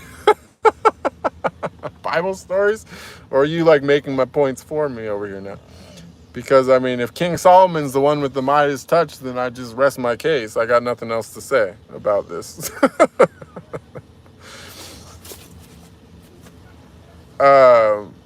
And member says, also, when I buy things, I support the people who create the items and services. I also sincerely appreciate their effort, which gives me encouragement, hope, and purpose. So then my question is the person's, is the creation of these things necessary? Does it benefit the world as a whole, or is it just consuming? Is it just creating a chain of consumption? I don't know. That's just where my thought goes. And Zelen says, the manifestor, I'll think about the possible selfishness of minimalism. It is impossible for all of us to be minimalists. Each one of us brings something into the world. It can be a thought or a thing. Well, the truth is that minimalism is something. What is minimum to one person is not the same as another. You know what I mean? Like, what is minimum to a person with legs is not the same to a person without legs. You know what I'm saying? Like, the guy without legs needs a wheelchair. You know what I'm saying? You know, that's an extreme example, but you know, minimalism means getting down. You know, the person that's single is going to have different minimal than the person with 4 kids.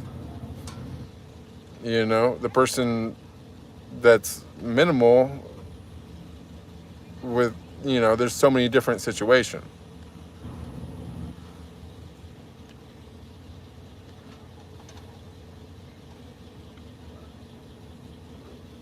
You don't see this thing all. You know what? It honestly looks worse on camera than it does in person, because like in person you can actually see that it's pretty thick and goes all the way across. But the thinner spots like are enhanced on camera because of the definition. So it kind of makes it looks like it's patchy or whatever, but it doesn't really look that patchy. And Manifestor says, true, agree that the stuff doesn't add up to the mentality. And then it says unplugged, unadulterated. Oh, I'm so far behind on this chat. And it says, I 100% agree that cleaning and decluttering is meditative. I started Mary Kondoing the shit out of my place. It feels good. Manifest says, yes, I have diversified possessions and insured. Yes, my mentality is entrained in my nature. I can start over any day. Well, there you have it. Then I don't know. We got no. You've made your point. Manifestor has proven that there exists a person who has found the definition of happiness and contentment behind having physical possessions in the world which they can't bring with them when they pass. And they, while having those, they don't require those to maintain their essence of completeness. So you're a minimalist at heart with a lot of stuff. And it says, my basic needs are like yours, Bruce, sketch pad and notebook and a pencil. Exactly. And you know, like, it's like for me, I'm always, someday I hope to leave the technology behind. Someday I hope I don't even need a cell phone connection or power. Someday I hope that I'll be down to just sketchbook and notebook too. Right now, you know, I'm making the most of, you know, the world that we live in by, I've got it down to this phone, which is pretty compact. But, you know, there's always possibility for refinement. Even the van is kind of like, it's a big item and it's a lot of responsibility and it keeps me grounded and rooted places. But while I got the dog, it's like a worthy trade-off. So my minimalist is different than someone else's minimalist that didn't have a dog. If I didn't have a dog, I'd be living in hotels or Airbnbs or hostels or whatever, or maybe even sometimes sleeping outside. Like, I wouldn't really care. I might sleep at some airports. I don't know. I'm not really picky. Like, I've created a situation where I'm comfortable wherever I'm at. Like, I might just crash at the airport. You know what I'm saying? Like, I'm not worried about it. You know what I mean? Shit, I could just put out the call and just be like, hey, yo, I feel like doing some sleepovers. What's up, world? Any invites out there? You know what I mean? Like, but, you know, that's not where I'm at. I'm right now at a point where I'm like, my minimalist is van, dog, hammock, books, phone, food. Not even a lot of food, sometimes food. You know what I'm saying? And I'm trying to make my minimalist to be water only for consumption regarding drinking things is my ideal. You know, I want as few ingredients in my food as possible. I want organic food. You know, I have a lot of issues with the eating thing, and this is a big part of the, you know, struggle for me spiritually and minimalistically. But, you know, one of the things that I lose by the van mobile life thing is that I don't get to take as much control of my food as I'd like. Now, you know what I'm saying? Is that something that, I don't know, maybe in the future I would like, you know, like to have some food independence, you know, but, and then maybe that's something I would trade some mobility for, if I found a place I liked enough. But it's just like I said, everyone's minimalist is thing. It's, you know, in the Telegram, the quote from the Tao is in there. It's my favorite quote from the whole Tao Te Ching. It's, you know, in the pursuit of knowledge, every day something is gained. But in the pursuit of the Tao, every day something is dropped. You know what I'm saying? And so right now I'm pursuing Tao. You know? Donna says, I was wondering whether your option of that you wasted your muscle comes from. You always talk about yoga and stretching. Of course, you have the muscle. Yes, I got the muscle.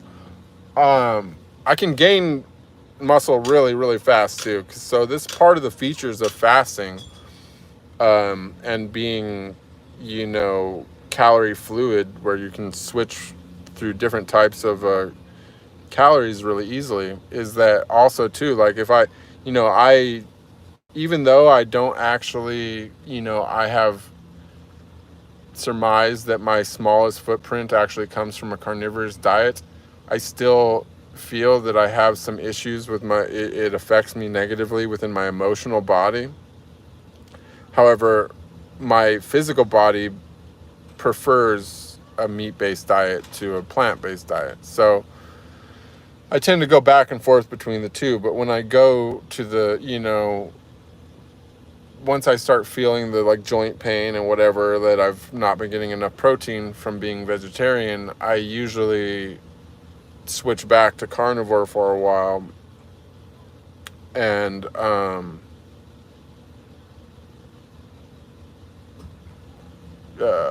the muscle comes back on really rapidly, just simply with my diet. I don't even need to whatever. But someday eventually maybe I will gain some muscle back. But the thing is that until my body is fully flexible the way I want, to where like it has all of the ranges of motion which are healthy to have and that a person should have, it doesn't make any sense for me to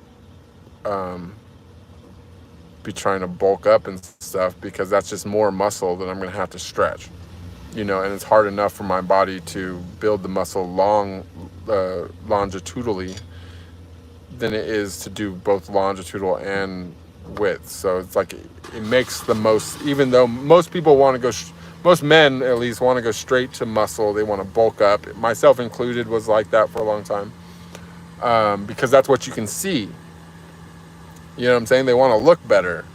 But if you want to do it the smart way and use your intellect, you first grow your muscles longer, and you make it so that your body movements are, as, in the best place possible. Then if you want to get bigger muscles, grow them, what I'm saying? Because they'll grow from the width of where they're at. You know what I'm saying? But if you try to do both at the same time, like, it's just not going to work out. Like, especially if you're an all-natural person like me. You know what I mean? Okay, maybe if you want to go, dive into the gear and all that other life-diminishing stuff, you can do that. But I've never done that, and I'm not interested in that. So I'm trying to do it the smarter way. Manifest said, you know what made me into me? Where is that guy from Turkey? I'm in 92, 93 Azerbaijan with the help of Turkey attacked Nagorno. The blockade was so bad we had rationed bread. I was 13 and I vowed to never be short on anything again. I even chose a job that is so conservative and stable that I will never run out of it until the day I die. I'm a CPA too. I have foolproofed myself into a state of perpetual feeling of abundance, whether I lose my existing stuff or not. Well, I don't know. I hope that stands true. But I mean, I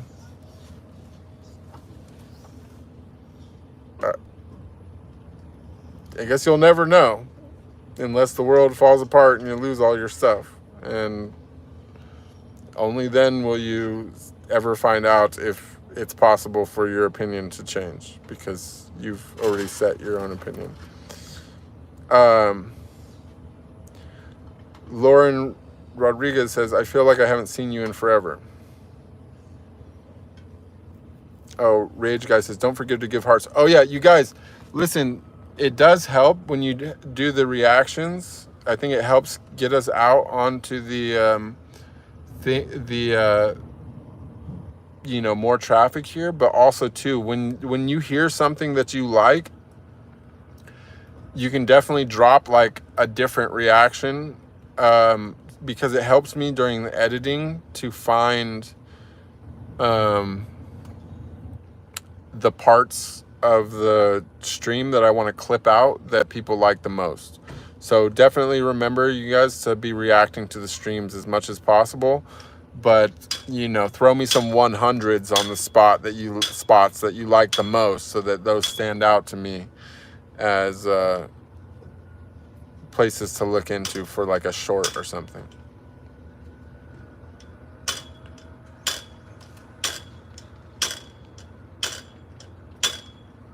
Welcome, Lucas. Byroom says, Manifest, you start your own streams and workshops and just don't comment here, spread the word. Yeah, I mean, that'd be interesting if you did a stream that was all about materialism. That would be cool. You'd be like, that'd be pretty interesting. I'd love to see how that went. Oh wait, that's the whole internet. That's like every fucking musician and every. that's the whole thing. Oh shit, my bad. That might be hard. You'd have too much competition. You'd be competing with all the rappers and you know, all the big brands. Yeah, that'd be tough. That'd be a tough one. No, he says, I hear you, but I don't feel comfortable opening myself to others' energy to such an extent. Even this is uncomfortable, to be honest, but it's a very small group. Yeah, it's getting bigger. Yeah, I'm 39, Rage Guy. Do you get to go visit family? I do get to visit family. That's the other cool thing about the flexibility thing is, you know, you get to visit. It's nice to, you know, it's nice to also, you know, have friends and be able to keep acquaintances and actually occasionally see your people around the world. Not even just, that's something that I really enjoy. I love that, you know, it's not even just the places I've been. You know, I've made so many friends along the ways, and they've moved other places. It's like there's a lot of places that I could go, even places that I've never been before, where I'd have friends there. You know what I'm saying? And that's another type of, you know, like an asset that you can take with you. You know, I think you can even take that into the next dimension after you die. You know what I mean? In some way, you'll still just be talking to yourself, but it'll be cool to be up there and be like, hey, I'm chilling with all my favorite versions of myself, talking to myself, you know, from all the perspectives that, you know, I got to experience. Like, that's what I feel like the next dimension is. It's a collection. It's a collection of all the coolest, you know, not just, or, you know, all the different personalities that were created here on Earth. You know, at some point it's like, hey, okay, lock that in, saved, boom. And now you're populating the next dimension. It's pretty cool. Congratulations, everyone that got a free Bruce Venture membership from Anna. That is really nice of you. Thank you so much, Anna. Congratulations, Janet, Jeep Boy, Utam, Donnie Kingston, and Johnny Sins were all gifted memberships by Anna. Congratulations. Manifest says, AI cannot replace me for a couple of decades. I thought of it too. I don't know. It's moving pretty fast. You know, when it comes to AI, most people don't realize, because they're only seeing the releases of AI. Like, for sure, there's an AI right now that can do that. Not only can, but is doing accounting right now for the whole IRS. So,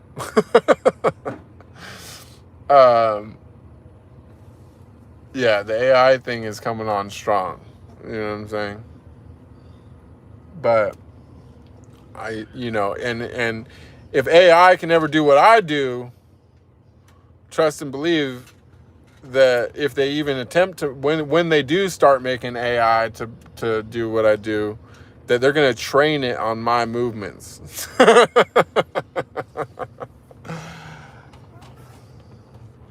they're gonna definitely the AI is gonna watch a lot of Bruce Venture trying to figure out how to move them hips. You know what I'm saying?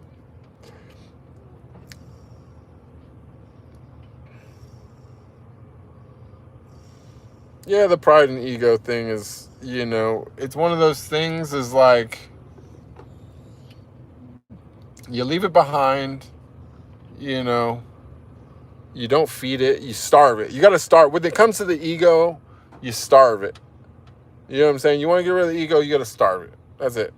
You fucking, whatever it feeds off of, you get rid of. You cut that out of your life. That's what minimalism is about. It's about starving the ego. Okay? We come to the full circle. This is what the moral of the story is. It's about starving the ego. All right? Once the ego dies, if you want to go back and decide some of the shit that used to feed your ego was cool and bring it back into your life, so be it. But you're going to be bringing that in for yourself. You're going to be you. You're going to be connected with your higher self. You're going to have it's going to be you. It's not going to be about pride. It's not going to be about ego. It's going to be about some kind of practicality that you noticed later on. You said, you know what? Yeah, I could do that. I'm not attached to it. Because attachment, that's the problem. There's no problem with having stuff. Like, if you're not planning on traveling and being flexible and going whatever, there's no problem with having stuff. No problem with it. The only problem is if you're attached to it. You know what I'm saying? If you have something and somebody else can threaten it, and that makes you feel some kind of way or makes you do something that you didn't want to do, that's a problem. So it's really about attachment is the key word. It's when it comes to minimalism, it's letting go of attachments. Like, I can't even really claim that I'm it's like I'm a compromising as a minimalist because I got a dog. Like, I'm attached to the dog. Like, I can't do the things that I want to do, some of the things, because I got the dog. I'm compromising. You know what I'm saying? It's not minimal. It's, it's less. But, it's a work in progress. I made that, I'm conscious. I'm not going to preach it to other people. I'm not going to be like, hey, you guys should all go get dogs so you can be fucking have all the same limitations that I have. My limitations are the best limitations ever. If you have any limitations, they should be the type of limitations I have, because my limitations, let me tell you, they're worth it. Dogs are the best. The love of my dog makes me so happy that I'm not in Thailand right now. The love of my dog makes me so happy that I'm living in a van instead of a hotel. You know what I'm saying? Like, no. That's what I'm not going to say. All right? It's not what I'm not going to do. I'm not going to come and defend my compromise. Would it be better if I didn't have the dog? You know what I'm saying? Like, spiritually, yeah, I would probably be advancing. You know what I'm saying? But I also wouldn't be on this stream. Because if I wasn't making that compromise, I wouldn't be making this compromise. Because this is a compromise too. But I'm compromising in a way because I'm doing it for my karma. You know what I'm saying? Like, it's like, okay, I did adult business for some years. That was probably, I did the best that I could do. I tried to make a good thing. But ultimately, maybe there's a negative way to look at that, and there could have been some negative karma there. Right? But so then when I ask myself, hey, okay, I have this spiritual awakening. Do I want to share that with people? If I hadn't ever been in the film industry, I probably would have said no. I probably would have said, you know what? My only obligation is to do this for me and myself and to learn and go as fast as possible. And that requires silence. But since I already have a fan base, people that were following me because they're watching my other stuff, people who literally need this information the most, suddenly everything's flipped, and karmatically I feel that I'm adding something to my positive karma by using my fan base to try to bring people closer to God, to try to preach some spiritual, I shouldn't say preach, but to spread some spiritual wisdom, and especially during a time when let me tell you, I hate to break it to you, you guys, but we are on this is like the whole pandemic and all that stuff was just the start of whatever is still happening right now. We are going through some changes here on Earth, and they did not stop. Okay? They just do, everything has to go slow enough that the frogs don't jump out of the water. You know what I mean? You can't throw the frogs in boiling water, they jump out. You got to turn up the heat slow if you want to boil frogs. All right? And that's still happening. Okay?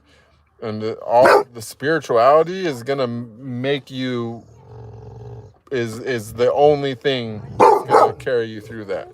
No, you know, even if you can afford a bunker and, you know, all this other stuff, like, let me tell you, like, you know, isolation and, you know, building fortresses around yourself is not a key to power. That's something that's going to make you a target. You know what I'm saying? What's going to protect you and keep you happy and mentally acute and uplift you and set you up for everything that you need going into this next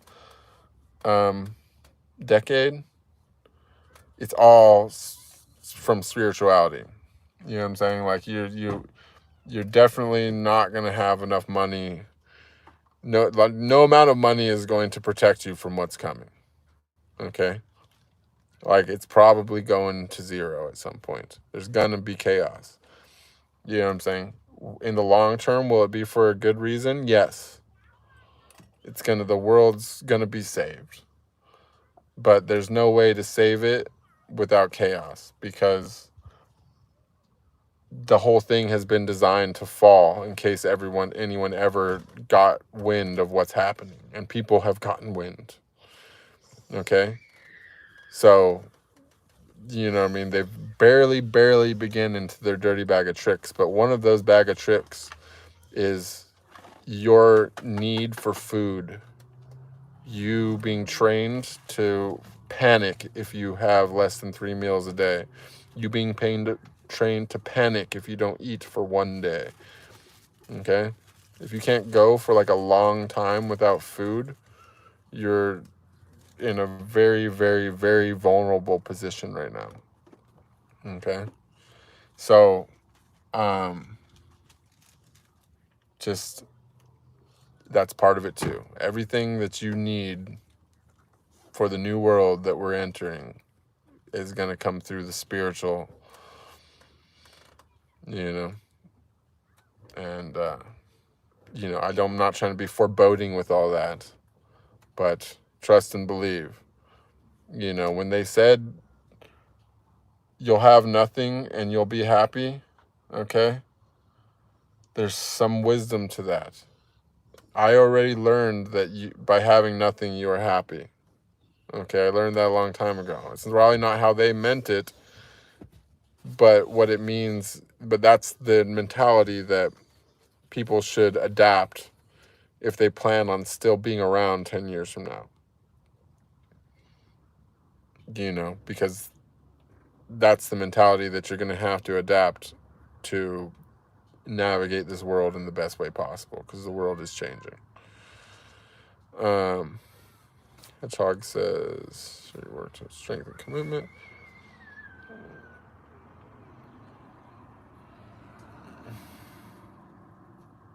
Manifest says, now when the memory of your draining ex stops bothering you too, that will be fully healed, I guess. Thank you, Hedgehog. You know what? I haven't thought of any of my draining exes in so long. I guess I must be healed. As a matter of fact, I try to think of what bothers me. I really try to think of what bothers me. And honestly, nothing. I'm pretty good with just, you know, observing everything. I'm realized that I'm watching the show. You know, somehow this door opened for me to speak to the world about my observations, and that's what I'm doing. You know, You know, it's a big part of the thing about the spiritual. Like, let me explain also to people like think of spiritual people, and a lot of times like the word prophet comes to mind, right? And when you think of a prophet, you think of someone that can predict the future, right? Some kind of psychic or whatever, right? But let me explain something to you.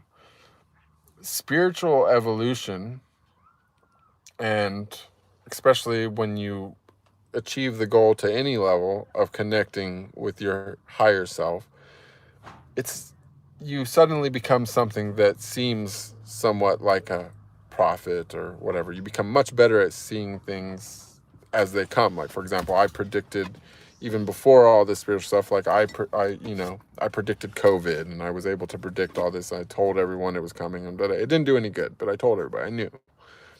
It wasn't that I predicted the future. I seen the future. I seen the present. I'm in the moment. But by connecting with your higher self, you take a bigger picture in.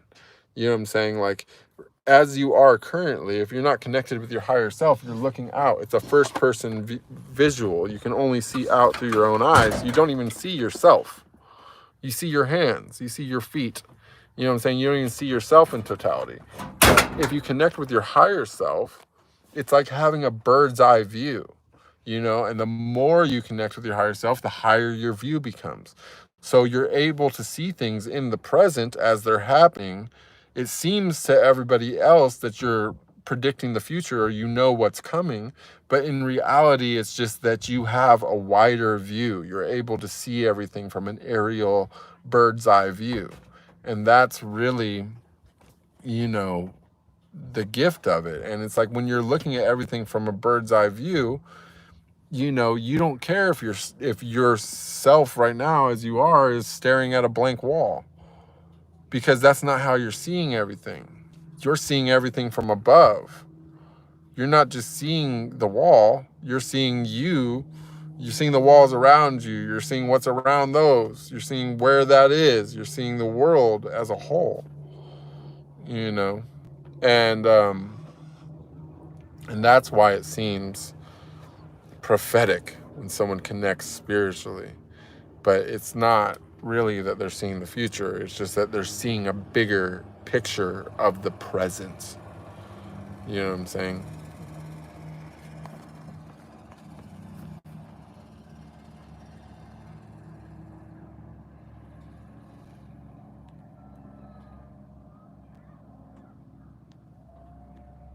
What did I say that was inaccurate about the brain?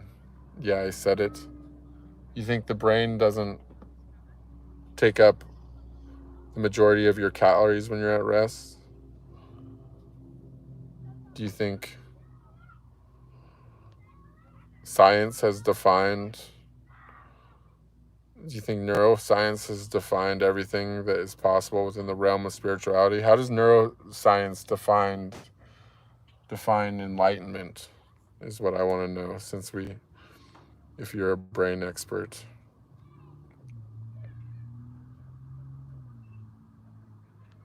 I would love to know, what was the misinformation? Who are you quoting? Whose information do you think is better than my information? I'm quoting from myself. I'm telling you my body and how my body works and what I feel inside myself very vividly and very acutely. And you're telling me that I'm speaking misinformation, but where are you getting your information? Are you getting it from a book or from a doctor, from a school?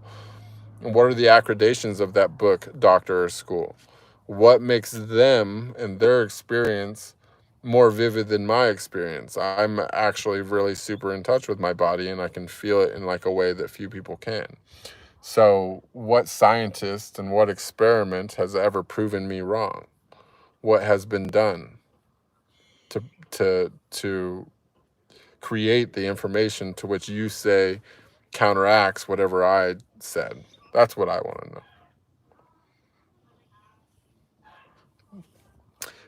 And it says, to the person I was just mentioning, says, I said it, you don't know how it really works, but you know what's wrong with Bruce is saying?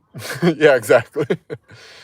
Yeah, it says, I'm not an expert, actually. It doesn't mean from a contextual knowledge that I don't have contextual knowledge to speak from. Well, what contextual knowledge are you talking about? Are you talking about something you quoted off the internet? Is the internet like the bottom line to you? Is all things said on the internet true to you? Do you think the internet is ever inaccurate? Do you think the information is ever updated? You know what I'm saying? What is better than your own observation? If the internet said the sky is red, does that mean the sky is red? If I can walk outside and see that it's clearly blue, and I tell you it's blue, but you're like, well, wait, let me go check the internet real quick. The internet says it's red. Does that make it red? I don't know if that's a perfect analogy, but the thing is like, I'm talking from my experience. I'm talking from what I feel and what I know because I feel it. You know what I'm saying? And you're talking from what? You're saying you're not an expert, but you have some kind of contextual knowledge. Where does your contextual knowledge come from?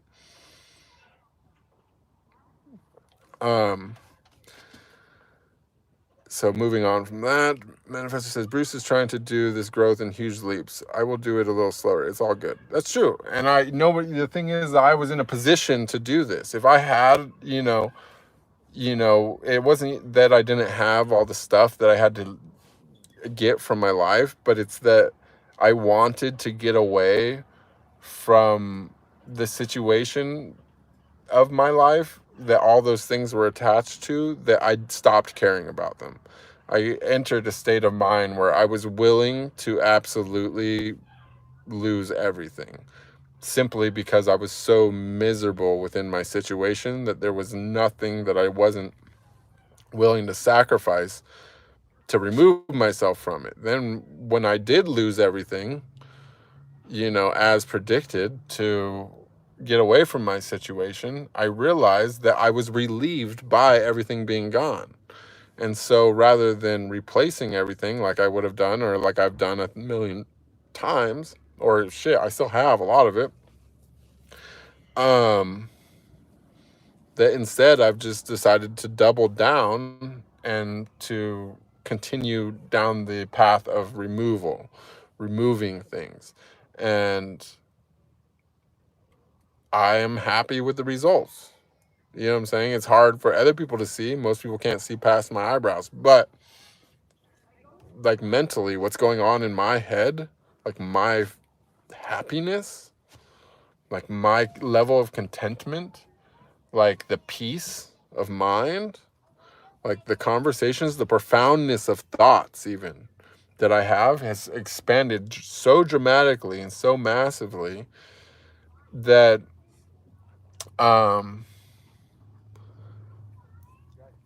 that it's like, I'm sold. Like, I think I found the magic potion, you know what I'm saying? And the magic potion didn't exist. It was an empty bottle. I just had to be like the bottle. I didn't have to take potion at all. You know what I'm saying? And that's just kind of, what I'm trying to share with this whole thing, or why I picked out this as a thing. Because also I felt that it went hand in hand with what we talked about in the last stream, talking about how to manage finances. Because in this modern world, the cool thing, like to me, what's the highest peak of minimalism? That's what we can go to. Who's the most minimalist? Who's the best fucking minimalist on the planet? Who's so fucking minimalist that it's the king of minimalism? Who's fucking mastered it?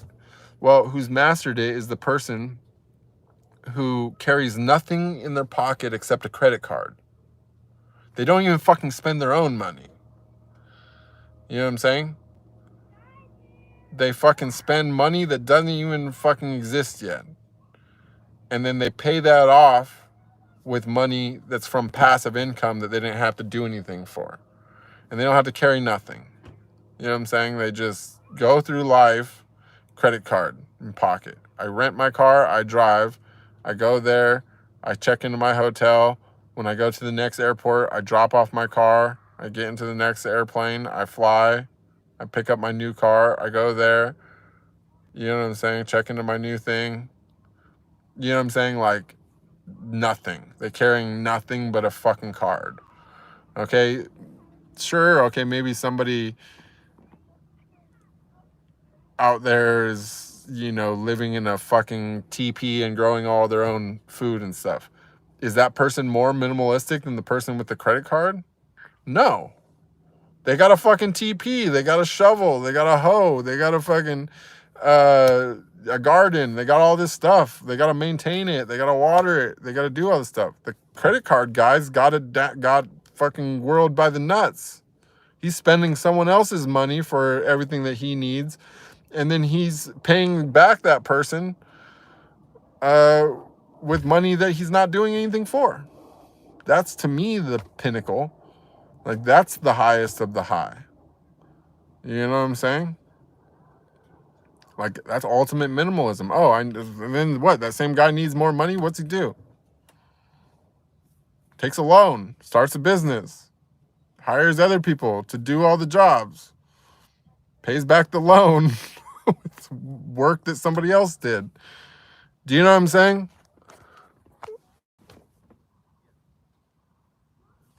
Like, minimalist. It can be high tech. It can be modern society. In fact, the highest level is the high tech version with the credit. You know? It's pretty cool. Robots are creation too. It's true. They are creation. Why do we need them though? You know? I mean, I guess it's cool if they're going to serve us, but like we're opening the fucking door for some weird shit.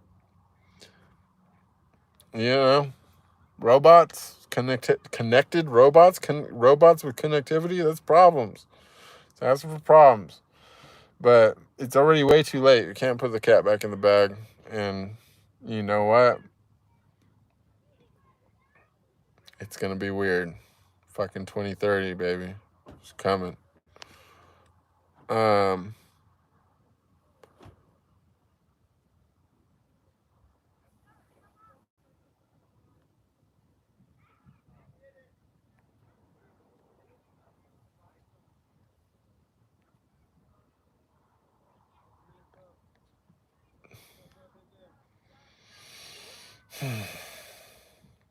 Human ability to create is not going anywhere. We are many versions of God, I believe. Yeah, you know, it's just going to keep growing and growing and growing. It's just, yeah, we are little mini versions. You know,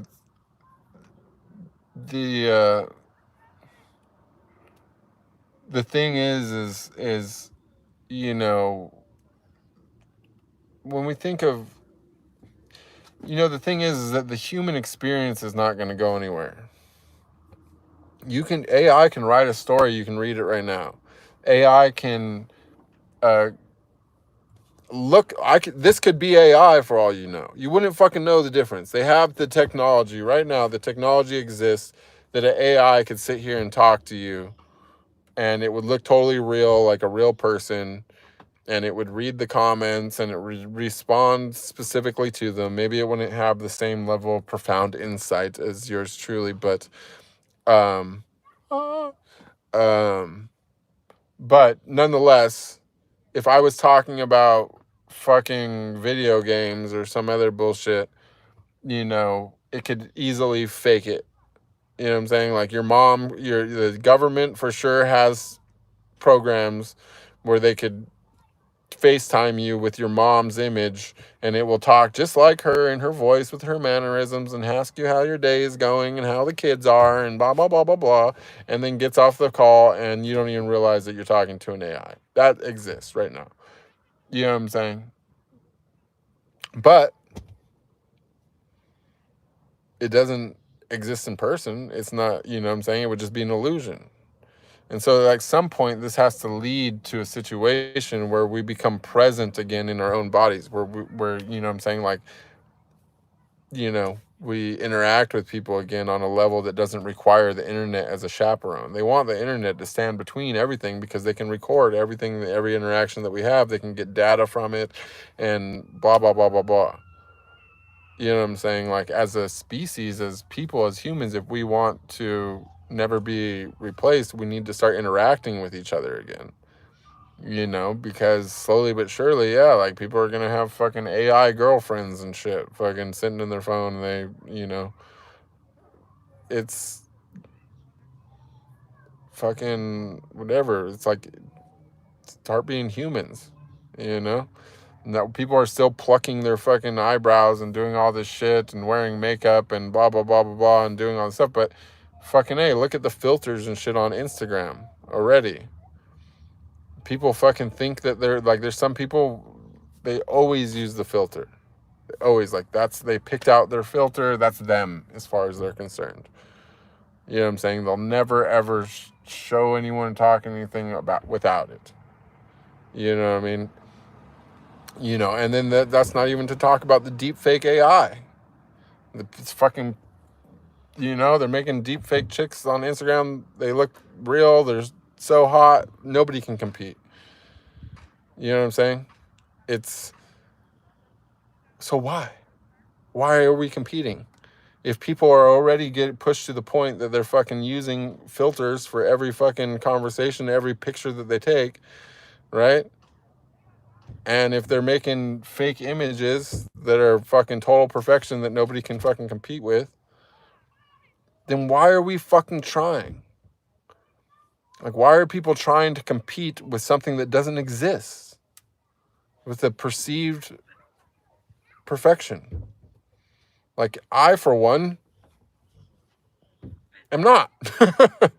Why do I want to put energy into plucking my fucking eyebrows when I could fucking literally turn on a fucking filter right now and I can be like, I'm so handsome. You know? Like, why do I want to do that? Why do I want to do that when somebody could just literally, like, take 1,000 of my videos, plug it into an AI, watch it read every body movement that ever done, and then they can, like, switch the head on it to be whatever young popular actor is in it today. If they can do that, then why do I need to put energy into it? What's the point? No. What they can't obsolete is, like, you know, the real experience. That even right now, even with these eyebrows and bushy hair and whatever, the beard or whatever, I could dissolve, like, so give me a woman right now. It's been months. It's been months. Her whole world will dissolve around her in total ecstasy and pleasure. It'll be fucking insane. AI can't do that.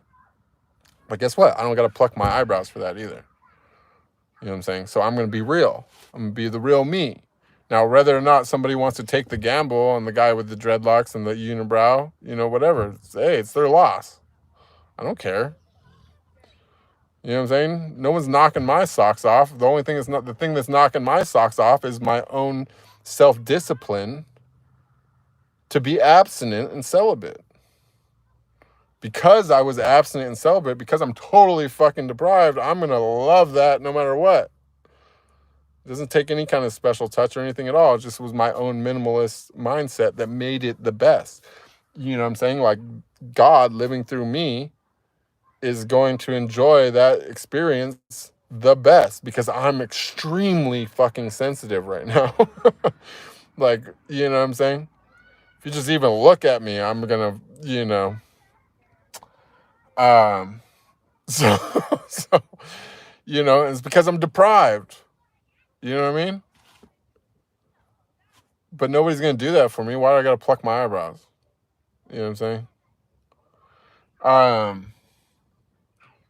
So it's just maybe a way of thinking. It's just a thought process. This is a thought experiment even. This is turning into a really long stream. I'm trying to get there. I'm like tempted to hit the bottom of the chat button, but then let's see how far it goes. Oh! Okay, it wasn't that. Let's see, how far up was it? Okay, it's pretty far. Damn it. Now I gotta try to find my spot. All right, sorry guys.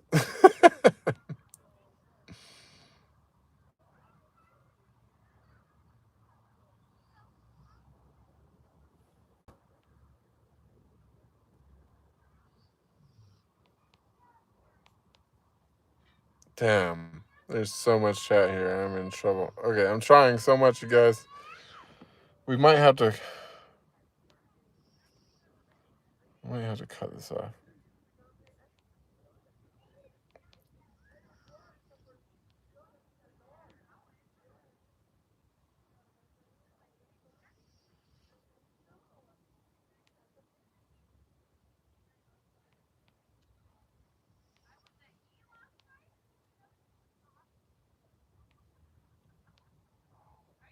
Man, sorry guys. I'm like really trying to catch the I'm trying to find the spot that I was at.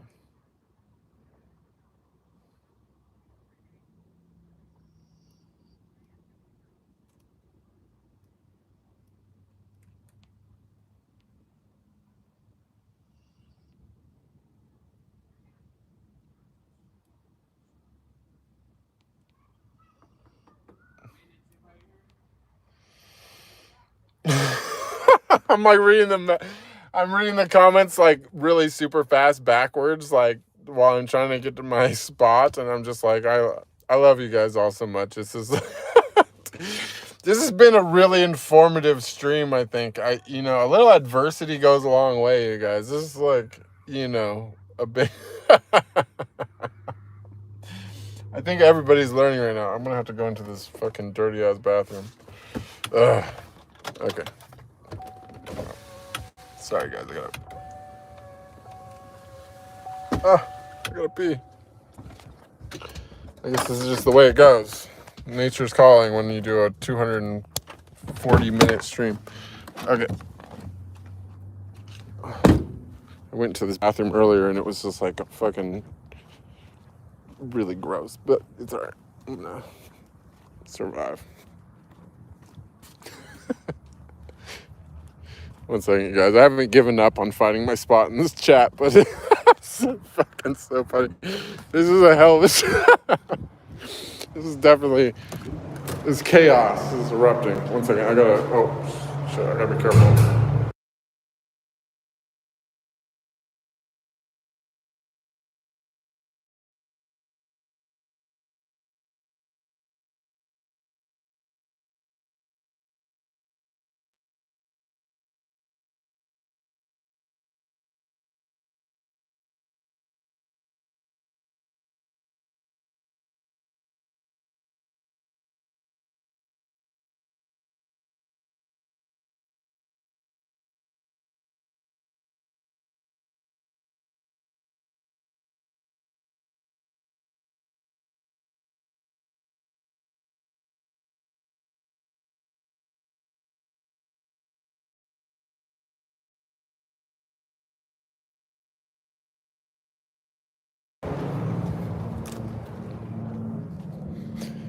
Thank you for joining with me for that experience, you guys. Oh, whoops, forgot my zipper. Can't see anything because of the glare, but give me just a second. I don't know if we're gonna make it through the whole chat today, you guys, because there's so much chat, and it's kind of.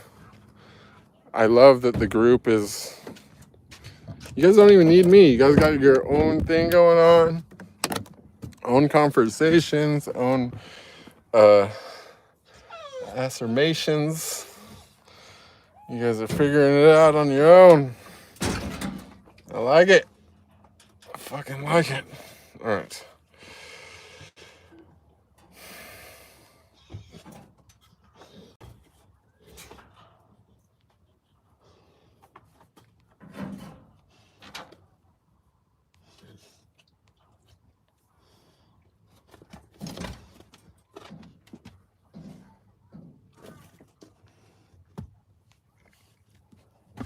Yeah, I said it. Just still. When did I ask for donations?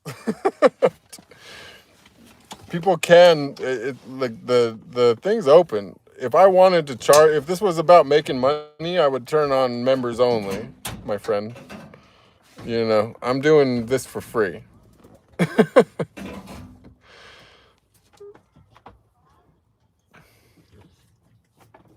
Okay, I think I found it. So let's see.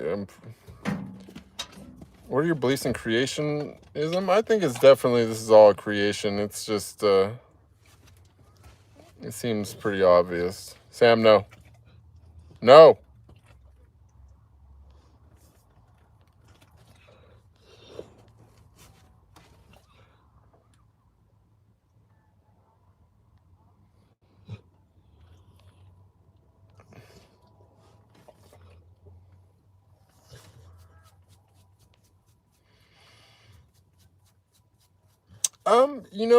There's not really that minimalism is a requirement for anything. It's just, we're more talking about the virtues of it. We're not really talking about the requirement for it,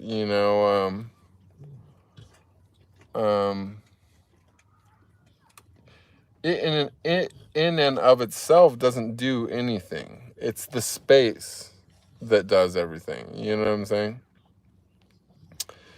But yeah, it says, I don't normally comment on live stream, but he's a grifter, suggesting extreme minimalism while you're wanting donations. I'm sorry, that's not cool. Well, I haven't asked for donations, and I am suggesting extreme minimalism. I don't know what the problem is with that myself. I've put 4 hours of my time into this right now for $8.68. So, if you think that this is something that I'm doing for money, then you're very confused. I live in the United States. Like $8 is not even going to buy me one meal. So for me to spend 4 hours to not even be able to feed myself, I could feed my dog,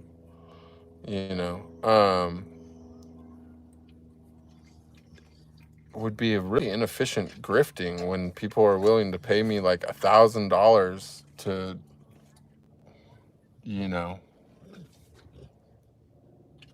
show up somewhere for like an hour or two, and to do something that I love. So I think that you're missing the point here. Do you know what I'm saying? But that's interesting. I mean, I get it that you're like that you're unhappy with your own situation, and that, maybe in some way it's offensive to you that you have to do whatever you have to do to survive, and that I'm able to survive doing this, but that's not my fault. That's your own situation. I'm suggesting that there's another way, and that you don't actually have to do whatever it is that you do for your survival. I'm suggesting that you've been indoctrinated to think that you need to do whatever you have to do for your survival. I'm suggesting that you've been indoctrinated to think that the things that you own are valuable, when in reality, the things that you own are just things that you have solely for the sake of making you work, so that you do things that you don't want to do. That's what I'm suggesting.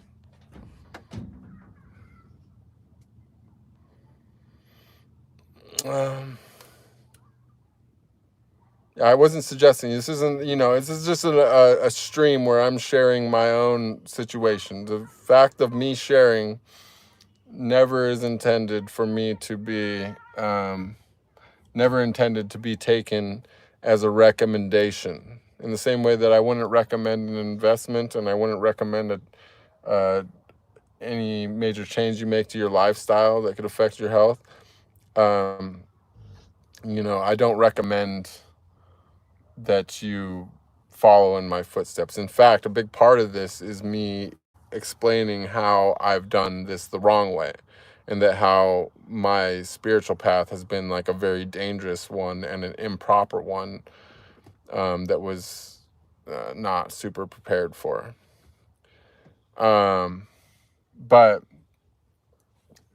the whole minimalism thing, part of the reason why I wanted to talk about it, is that for the people that do want to go diving into us doing a swan dive into the void of spiritualism and massive spiritual growth, that you know, if I knew what I was getting into and I knew everything that I knew today, I would have prepared myself using minimalism before I initiated my Kundalini awakening. However, that's not how it went down, and I'm just recapping things in retrospect, since vision, as they say, your vision is retrospect, or vision is 2020 retrospective, something about vision being retrospectively 2020. I don't fucking remember the thing. How much does it cost to sit in a van? I don't know. It costs about, I guess, you know, if you don't include gas, it costs about $1,100 a month. I don't know. Probably about the same as what a lot of people in the U.S. are spending for rent, but it opens up all locations to me instead of just one little, you know, suburban nowhere in the middle of the country. I don't know.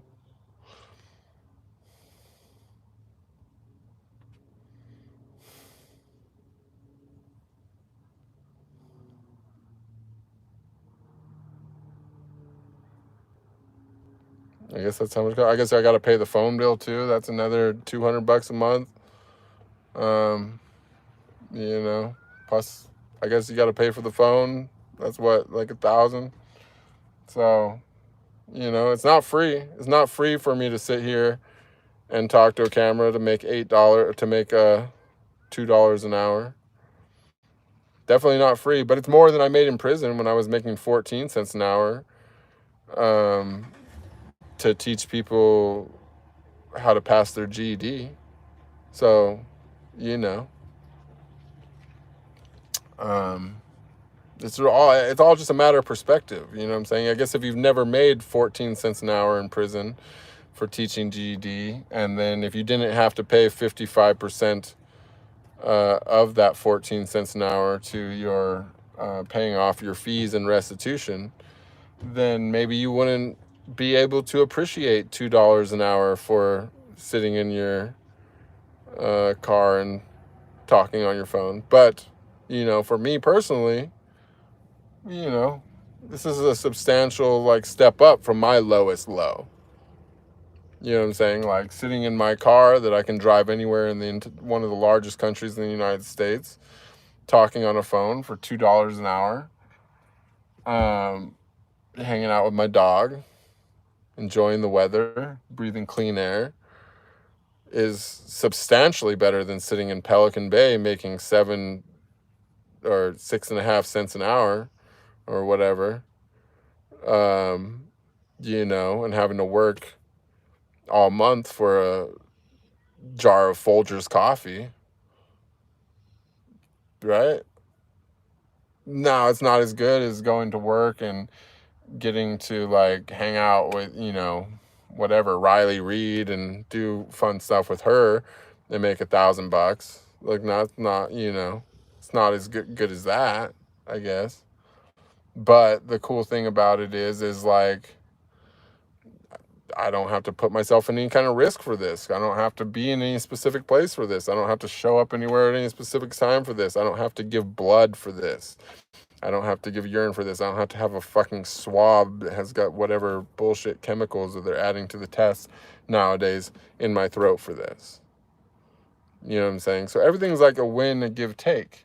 You know what I'm saying? Like, sure, there's like, you know, if things ever were bad enough and I was like starving to death, I probably will get a haircut, and I probably will give some blood, and I probably will go back to work, and it probably will, you know, it'll probably recover pretty fast if I'm not making $2 an hour like I am right now on my phone. But until then, I'm walking the walk. I can't really tell people, go, hey, have a minimalist lifestyle, you'll be happier, if I'm having a maximalist lifestyle and I'm getting paid to do things that most other people won't even fucking do. Almost anybody would be happy to sit and talk on their phone if they can make a living doing it, but most people can't. You know what I'm saying? Why can't they? Because they have too much of expectations for what they need to earn. You know, why do they have all these expectations for what they need to earn? Well, because they want to buy all this shit that they've been indoctrinated and convinced that they need to buy, so that they can impress a bunch of people that they don't fucking like. You know? But for me, by adopting an extreme minimalist lifestyle, I can focus on things that other people can't afford to focus on. Like if you got a nice apartment, say you don't own it. You're renting a nice place, you're proud of it. Or let's even say that you do. Doesn't really matter. Whatever your living situation is, you got a nice car, you got a nice place, you got all your stuff.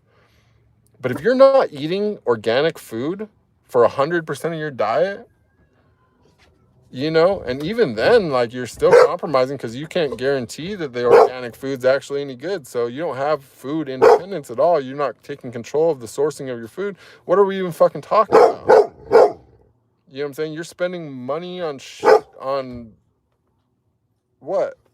Cars and shit? You can't afford organic food?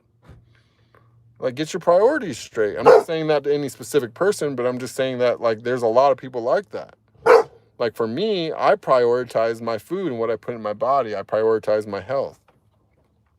You know what I'm saying? Like that's important to me. You know what I'm saying? Like I would give up almost anything for that. Like that's where it starts for me. It's like the very first things first is organic food. After that, you know, if I can manage to get stuff by doing as little as possible, then I can expand on that, you know, but I'm not going to, you know, compromise this is where I really live, in my body. You know what I'm saying? Other people are like, oh, you're not taking care of yourself because you didn't pluck your eyebrows. Well, plucking your eyebrows is damaging your body, so actually I am taking care of myself. In fact, I'm protecting my hair from getting damaged.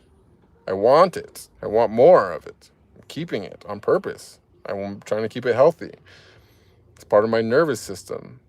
You know what I'm saying? It's not a lack. You know, other people have been trained like, oh, it's shit, you're ungroomed, you're lacking. Well, no, it's just that you've been trained as a consumer. There's a whole industry, multi-billion-dollar industry behind selling shampoo. There's a whole multi-dollar industry behind selling conditioner. There's a whole multi-dollar industry behind barbers and salons. You know what I'm saying? You're like, there's a whole multi-billion-dollar industry behind fucking eyebrow wax and eyebrow waxing places. You know what I'm saying? There's a whole fucking industry around beards and razors, multi-billion-dollar industries. All that shit costs money, which means you have to work for it.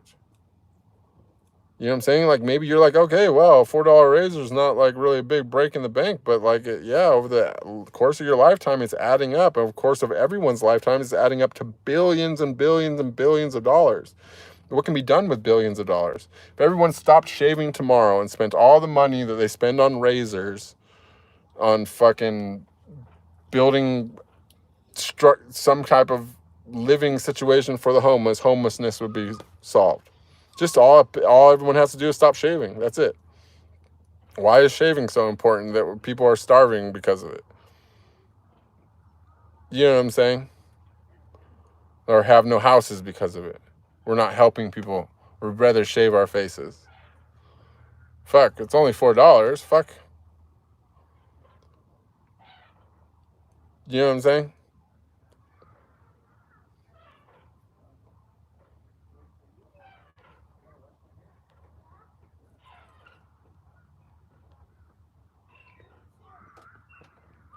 The archetypes. True.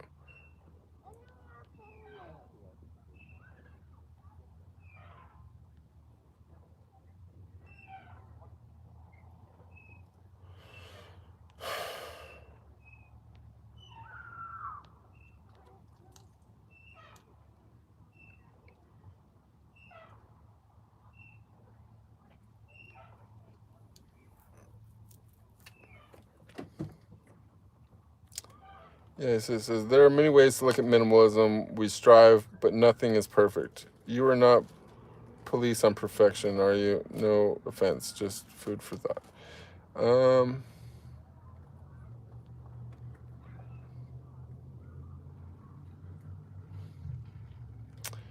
Guys, I think I'm done streaming today, honestly. I'm tired. I don't even know if I can read the whole chat myself. It's like a lot of stuff going on here. But anyways, I hope you guys all enjoyed the stream. I'm sorry that I did not make it to the end of the chat today. I hope that that's an indication that even if there was a little bit of dissidence in the stream, or some not everybody was able to see on the same page or did not agree, but I hope that it did lead to a lot of thought.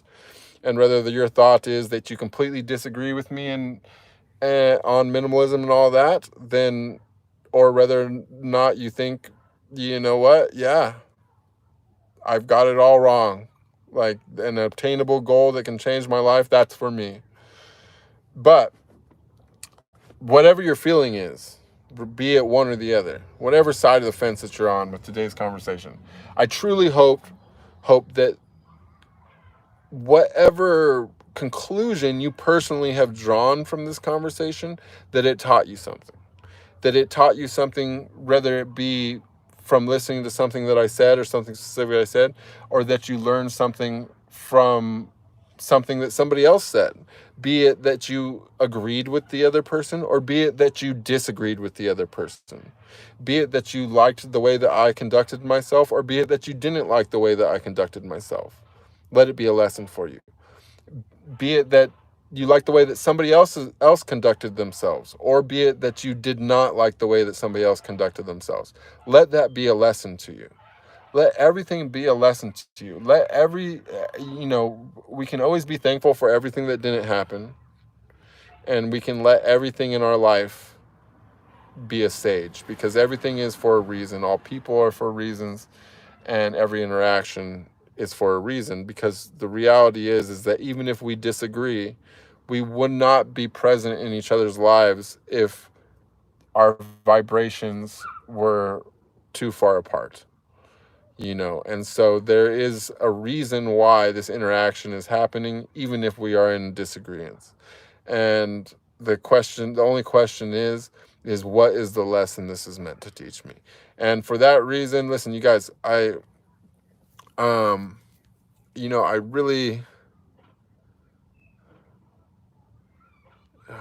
Jackie's responding to what I said earlier. Sorry, guys, I was I must have been long-winded, or must have been like a lot of chat today. But, you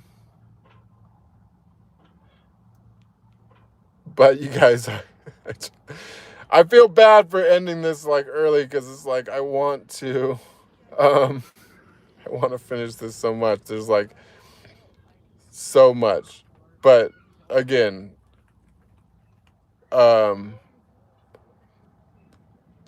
you guys, you can't win them all, and some people are, you just is what it is, you guys. The people that are bothered by this stream and this line of thinking, I know that the thing is that not everyone's in touch with their higher self to the point that they really know what's going on. You know what I'm saying? Like, we are just, as I explained it before, it's like our bodies as ourselves, our whole life is just one move on the cosmic chessboard for one piece. You know what I'm saying? It's our higher self that is the piece. You know what I'm saying? Like, we have to live many lives as a pawn to make it from one end of the chessboard to the other, so that we can become a more powerful piece, right? And so you live over and over and over again. Your higher self is pushing that pawn, pushing that pawn, pushing that pawn. And when you finally get to the other side, you become, the more powerful piece. This is the representation of you connecting with your higher self. And suddenly, instead of just taking one step forward at a time, after a time, after a time, now you can move in a more dynamic way.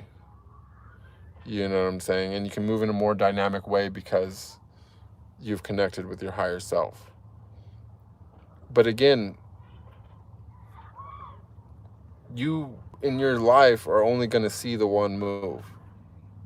You know what I'm saying? And you want to get to the end of the board. And for some people, maybe you are on that move and you get to make that last move and be, you know, have that experience. But you know, you can't, you know, not all the pawns are going to make it across. That's the thing. You know what I'm saying? And you guys, I really would love to continue on, but honestly, it's been 300 minutes. This is, I think, the longest stream we've ever done. We've also got like absolutely no, we're not even close to the end of the thing. But I keep seeing stuff like as I scroll through, like someone says organic. We've even been hoodwinked as far as food is concerned. Yeah, it's true. It might not even be organic. They might just be charging you extra. But one thing's for certain, the other shit's got poison on it. Whether or not the organic still has the poison, we don't know.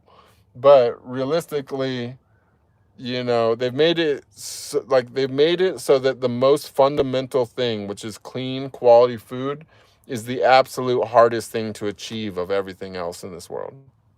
Even with, like, you can be super fucking rich. Like, the amount of trouble you'd have to go through to get clean, organic food on a regular basis from a source where you, like, know the farm, you know the farmer, you know, like, all that. Like, it's out of reach for most people. It's out of reach for most people. Anyways.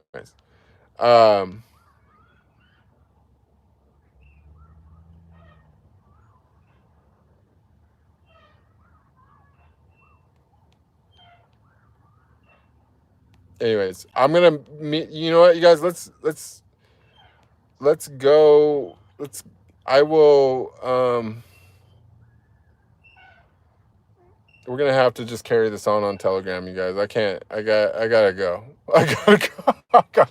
I got other stuff I want to do. It's getting hot. I need to change. Me and Sam are gonna go on a hike. We're about to hit the mountainside. We got stuff to do. This was just meant to be a quick little hour thing, and we're whatever. But you guys, listen. I really enjoyed. Soon, because of the trolls, we are going to be moving to a members only chat basis. I was gathering some data for to see how much the ad revenue adds up to, since I just recently got monetized, and it's nothing to write home about. So rather than dealing with the trolling, we will be turning on members only chat going forward.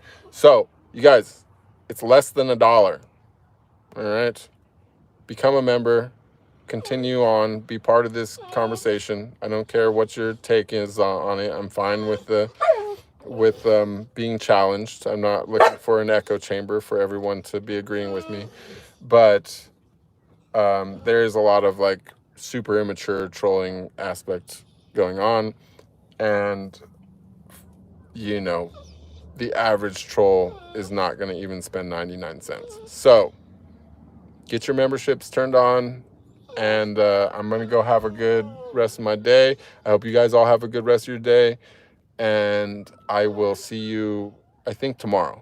I haven't come up with a topic for tomorrow, but if you guys want to write me on Telegram, that'd be great. All right, peace.